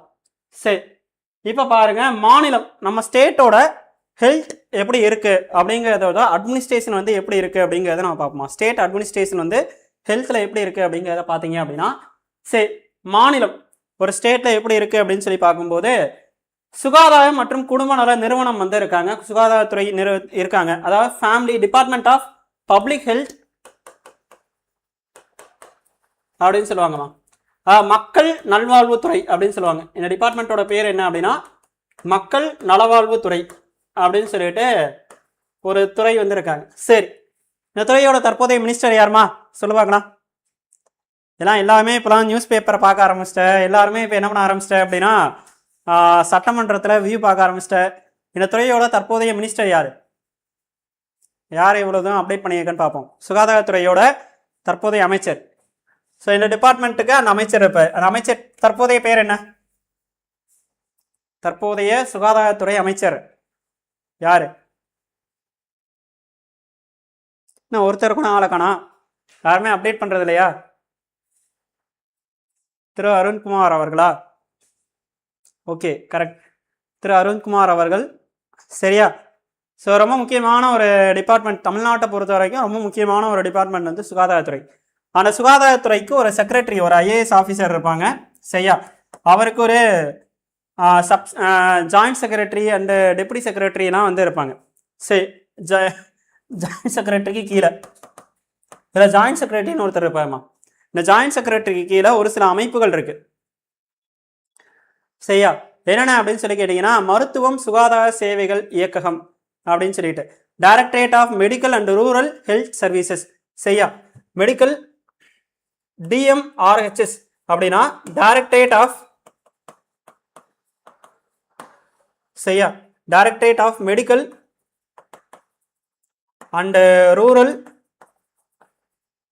Health services. சரியா? Health services. அடுத்து department of medical education DEM அப்படின்னு சொல்லிட்டு இருக்கு. மருத்துவ கல்வி இயக்ககம் அப்படின்னு சொல்லுவாங்க, டிபார்ட்மெண்ட் ஆஃப் மெடிக்கல் எஜுகேஷன் அப்படின்னு சொல்லிட்டு. அடுத்துமா பொது சுகாதாரம் மற்றும் நோய் தடுப்பு இயக்ககம் அப்படின்னு சொல்லிட்டு directorate of public health and preventive disease அப்படிங்கிற ஒரு அமைப்பு. சரியா? பிரிவென்டிவ் டிசீஸ் அப்படிங்கிற ஒரு அமைப்பு. அடுத்து drugs control department, department of drug controls அப்படிங்கிற ஒரு டிபார்ட்மெண்ட் இருக்கு. சரியா? டிபார்ட்மெண்ட் ஆஃப் ட்ரக் கண்ட்ரோல்ஸ் அப்படிங்கிற ஒரு டிபார்ட்மெண்ட் வந்து இருக்கு. மருந்து கட்டுப்பாட்டு துறை அப்படின்னு சொல்லுவாங்க, இயக்ககம் அப்படின்னு சொல்லுவாங்கம்மா. அடுத்து தமிழ்நாடு டாக்டர் எம்ஜிஆர் யூனிவர்சிட்டி வந்து இருக்கு. ஸோ இவங்களுக்கு கீழே தான் இந்த சுகாதாரத்துறைகள் எல்லாமே செயல்படுத்திட்டு இருக்காங்க அப்படின்னு பார்க்குறோம். ஸோ இந்தியா தமிழ்நாட்டை பொறுத்த வரைக்கும் எம்ஜிஆர் யூனிவர்சிட்டி வந்து எப்போ ஸ்டார்ட் பண்ணாங்க அப்படின்னா 1987 ஸ்டார்ட் ஆன ஒரு யூனிவர்சிட்டி தான் என்ன அப்படின்னா Tamil Nadu medical university. So MGR medical university அப்படிங்கிறத பார்க்குறோம். சரியா? இதுதான் மெடிக்கல் அட்மினிஸ்ட்ரேஷனை பொறுத்த வரைக்கும் நம்ம முக்கியமாக பார்க்கக்கூடிய ஒன்று. மெடிக்கல் அட்மினிஸ்ட்ரேஷனை பொறுத்த வரைக்கும் முக்கியமாக பார்க்கக்கூடிய ஒன்று. இதுக்கு கீழே 9 துணை நிறுவனங்கள் வந்து இருக்காங்க. 9 துணை நிறுவனங்கள் வந்து இருக்காங்க. இந்த 9 துணை நிறுவனங்களோட டீட்டெயிலில் பார்க்குறது தான் என்ன அப்படின்னா இந்த கிளாஸ். சரியா? இந்த ஹெல்த் கிளாஸஸ் வந்து நம்ம பார்க்க போகிறோம். அந்த வகையில் முதல் டிபார்ட்மெண்ட் தான் மருத்துவ கல்வி இயக்ககம். ஃபர்ஸ்ட் டிபார்ட்மெண்ட்டோட பணி பெயர் என்ன அப்படின்னா மருத்துவ கல்வி இயக்ககம் அப்படின்னு சொல்லக்கூடிய ஒரு அமைப்பு. சரியா? மருத்துவ கல்வி இயக்ககம் அப்படின்னு சொல்லக்கூடிய ஒரு அமைப்பு 1966 மருத்துவ கல்வி இயக்ககம் அப்படிங்கிற ஒரு அமைப்பை வந்து உருவாக்குறாங்க. சரியா? மருத்துவ கல்வி இயக்ககம் அப்படிங்கிற ஒரு அமைப்பை வந்து 1966 வந்து உருவாக்கியிருக்காங்க. ஆனால் டைம்லைன்லேயே பார்த்தீங்கன்னாவே உனக்கே தெரியும், டைரக்டரேட் ஆஃப் மெடிக்கல் எஜுகேஷன் அப்படிங்கிற ஒரு அமைப்பு. இந்த அமைப்புடைய ரோல் என்ன சார் அப்படின்னா தமிழகத்தில் 38 அரசு மருத்துவக் கல்லூரிகள், 38 மாவட்டங்களையும் அரசு மருத்துவக் கல்லூரிகள் இருக்கணுங்கிறாங்க. தமிழ்நாட்டில் 36 அரசு மருத்துவக் கல்லூரிகள் இருக்கு. இப்போ திருச்சியில் எடுத்துக்கிட்டீங்க அப்படின்னா கியாபே விஸ்வநாதம் மெடிக்கல் காலேஜ் அப்படின்னு ஒன்று இருக்குது, அதோட ஹாஸ்பிட்டல் ஒன்று இருக்கும். அதேமாதிரி தஞ்சாவூரில் மெடிக்கல் காலேஜ் ஹாஸ்பிட்டல் இருக்குது, புதுக்கோட்டையில் மெடிக்கல் காலேஜ் ஹாஸ்பிட்டல் இருக்குது. இது மாதிரி மெடிக்கல் காலேஜ் ஹாஸ்பிட்டல் இருக்குல்ல, இதை ஃபஸ்ட்டு வந்து அட்மினிஸ்ட்ரேட்டிவ் பண்ணுறாங்க, நிர்வாகம்.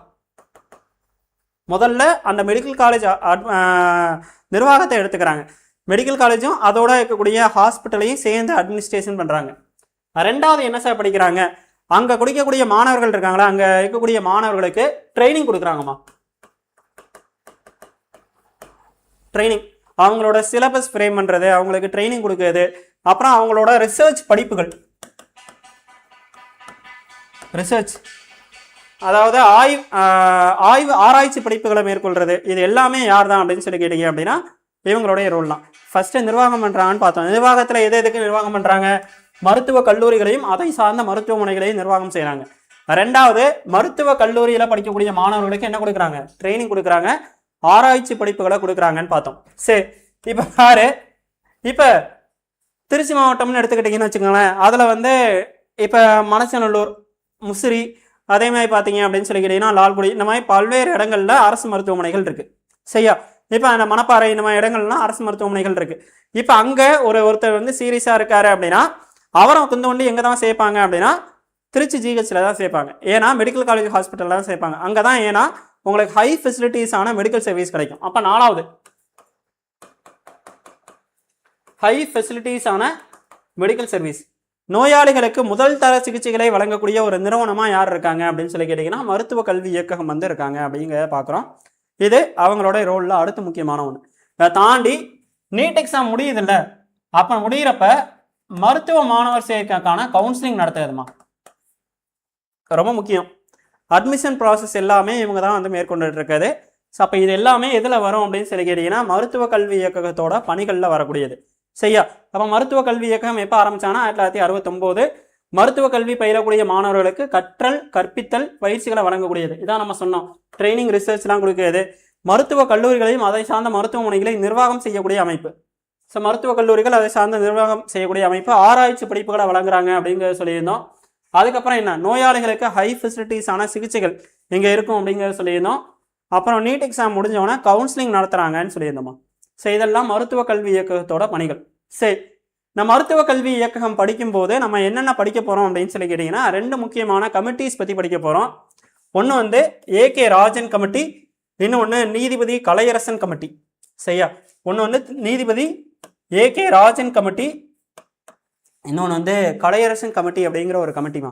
ஸோ ஏகே ராஜன் கமிட்டி எதுக்காக அப்படின்னா டு எக்ஸாமின் நீட். நீட்னால மாணவர்களுக்கு ஏற்படக்கூடிய பாதிப்புகள், சரியா, இதுக்கு ஆராய்ச்சி செய்யறதுக்காக 2021 முன்னாள் முதலமைச்சர் ஸ்டாலின் அவர்களால் உருவாக்கப்பட்ட ஒரு கமிட்டி தான் என்ன அப்படின்னா ஏகே ராஜன் கமிட்டி அப்படிங்கிற ஒரு கமிட்டி. இந்த கமிட்டி ரொம்ப முக்கியம். ஏகே ராஜன் கமிட்டி தான் என்ன பண்ணாங்க அப்படின்னா நீட் எக்ஸாம்னால பாதிப்புகள் இருக்கு, மாணவர்கள் கஷ்டப்படுறாங்க அப்படின்னு சொல்லிட்டு ரிப்போர்ட் தாக்கல் பண்றாங்க. ஸோ இது வந்து ஏகே ராஜன் கமிட்டி. இதுல இருந்து தான் நீட் விலக்கு மசோதா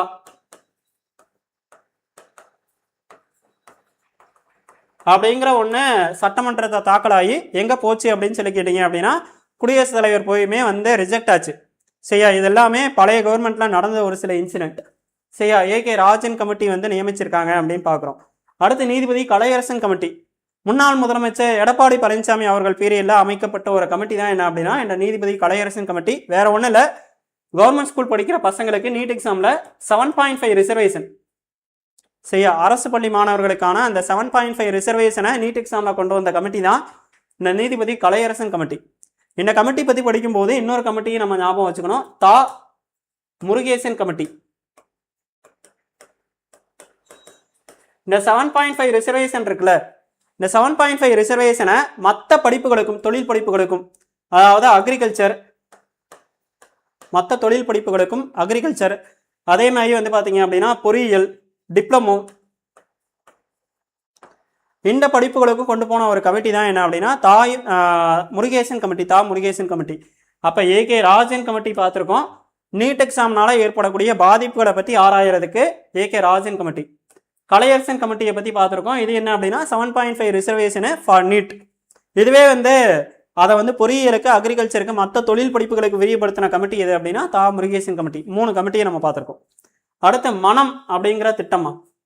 ஸோ எப்போ சார் ஸ்டார்ட் பண்ணுறாங்க அப்படின்னா டிசம்பர் 22, 2022. மனம் அப்படிங்கிற திட்டம் வந்து டிசம்பர் 22, 2022. சரி, அப்படிங்கவா மனம் அப்படிங்கிற திட்டம். சரியா? மனம் திட்டம்னா என்ன, முதல்ல இது ஞாபகம் வச்சுக்க. 22 டிசம்பர் 2022 ஸ்டார்ட் ஆன ஒரு திட்டம் தான் என்ன அப்படின்னா மனம் அப்படிங்கிற திட்டம். ஸோ அதாவது இதை எங்கே துவங்கி வைக்கிறாங்க அப்படின்னா சென்னை கீழ்ப்பாக்கத்தில் துவங்கி வைக்கிறாங்க.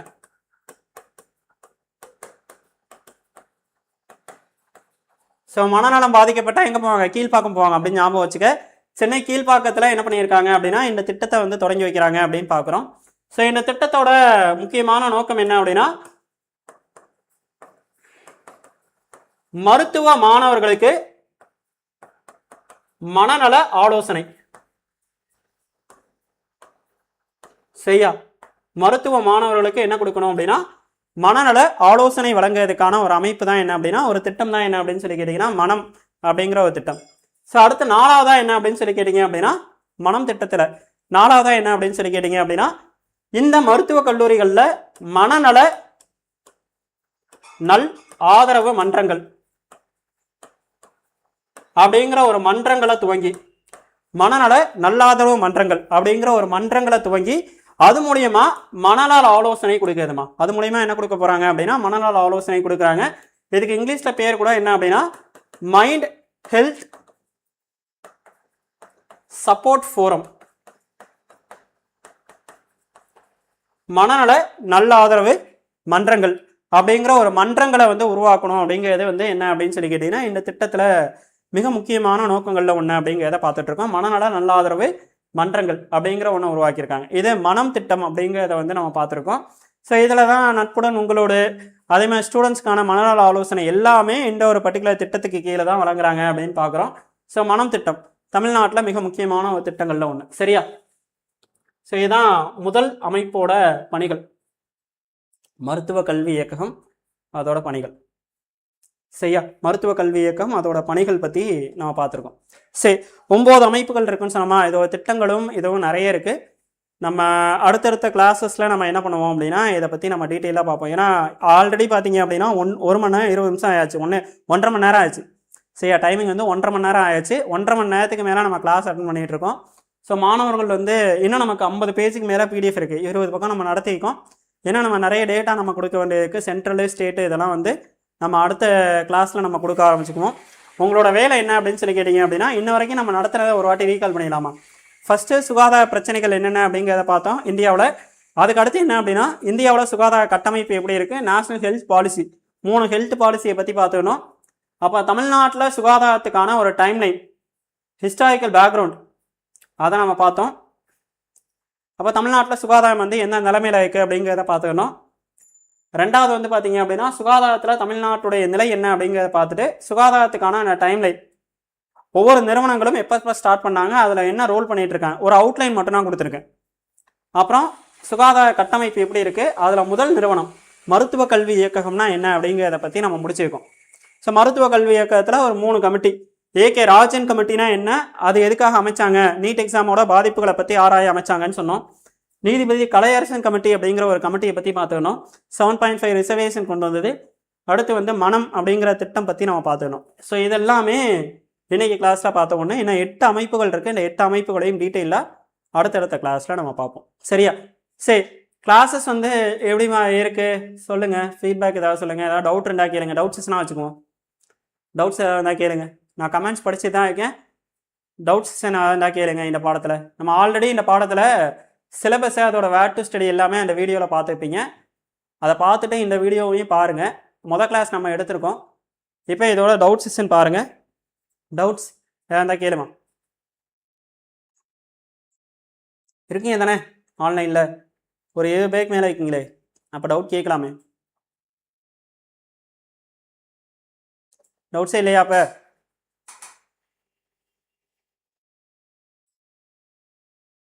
கமெண்ட்ஸில் டவுட் இருந்தால் போடுங்க.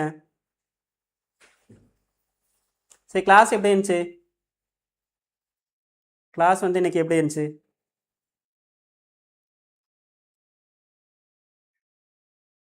கிளாஸஸ் வந்து எப்படி இருந்துச்சு? இன்னைக்கு சுகாதாரம் கிளாஸ் வந்து பாதி கிளாஸ் எடுத்துக்கணும். அது எப்படி இருந்துச்சு சொல்லுங்கள். ஸோ அதே மாதிரி வீடியோவில் பார்க்குற எல்லாருமே சப்ஸ்கிரைப் பண்ணிக்கோங்க, இந்த வீடியோ லைக் பண்ணுங்கள். அதே மாதிரி நம்ம மெயின் யூடியூப் சேனல் வந்து சப்ஸ்கிரைப் பண்ணிக்கோங்க சரியா. ஸோ நம்மளுடைய அகாடமி வந்து ஒரு 18 வருஷம் நம்மளுடைய ஜேர்னி வந்து போயிட்டுருக்கு. இந்த 18 வருஷம் அச்சீவ்மெண்ட்டில் அடுத்த ஒரு முக்கியமான ஒரு மைல்கல் வந்து இந்த வருஷத்தில் நம்ம அடைவோம். ஸோ அதுக்கான ப்ராசஸ் எல்லாமே உங்களுடைய ஒத்துழைப்பு இல்லாமல் நடக்காது. ஸோ மாணவர்கள் எல்லாருமே இந்த ஒரு பர்டிகுலர் வகுப்புகளை கரெக்டாக பயன்படுத்திக்கிட்டு இந்த வருஷம் நடக்கிற எக்ஸாமில் நான் 2027 நான் வந்து கவர்மெண்ட் ஜாபில் இருப்பேன் அப்படிங்கிற ஒரு எண்ணத்தோடு நீங்கள் என்ன பண்ணுங்கள் அப்படின்னா உங்களுடைய படிப்பை வந்து கொண்டு போங்க. சரியா? சரி, வேறு டவுட் இல்லையா? அதுக்குள்ளே தேங்க்யூ சொல்ல ஆரம்பிச்சிட்டாங்களே. டவுட்ஸ்லாம் எதுவும் இல்லையா? இப்போ கிளாஸ் முடிச்சுக்கலாமா? ஓகே, டவுட்ஸ் எதுவுமே இல்லை. எஜுகேஷ்னல் நோட்ஸா? அம்மா எஜுகேஷனுக்கு வந்து நோட்ஸ் வந்து எஜுகேஷன் நடத்தும் போது நம்ம கொடுப்போமா? என்ன கேட்க வரீங்க சித்ரா மேம்? நோட்ஸ் எடுக்கணுமான்னு கேட்குறீங்களா? கண்டிப்பாக நோட்ஸ் எடுத்தாகணும். ஓகே, ஸோ அப்போ வீடியோ நம்ம க்ளோஸ் பண்ணிக்கலாம், முடிச்சுக்கலாமா? தேங்க்யூ. அடுத்த வீடியோவில் கிளாஸ் பார்ப்போம்.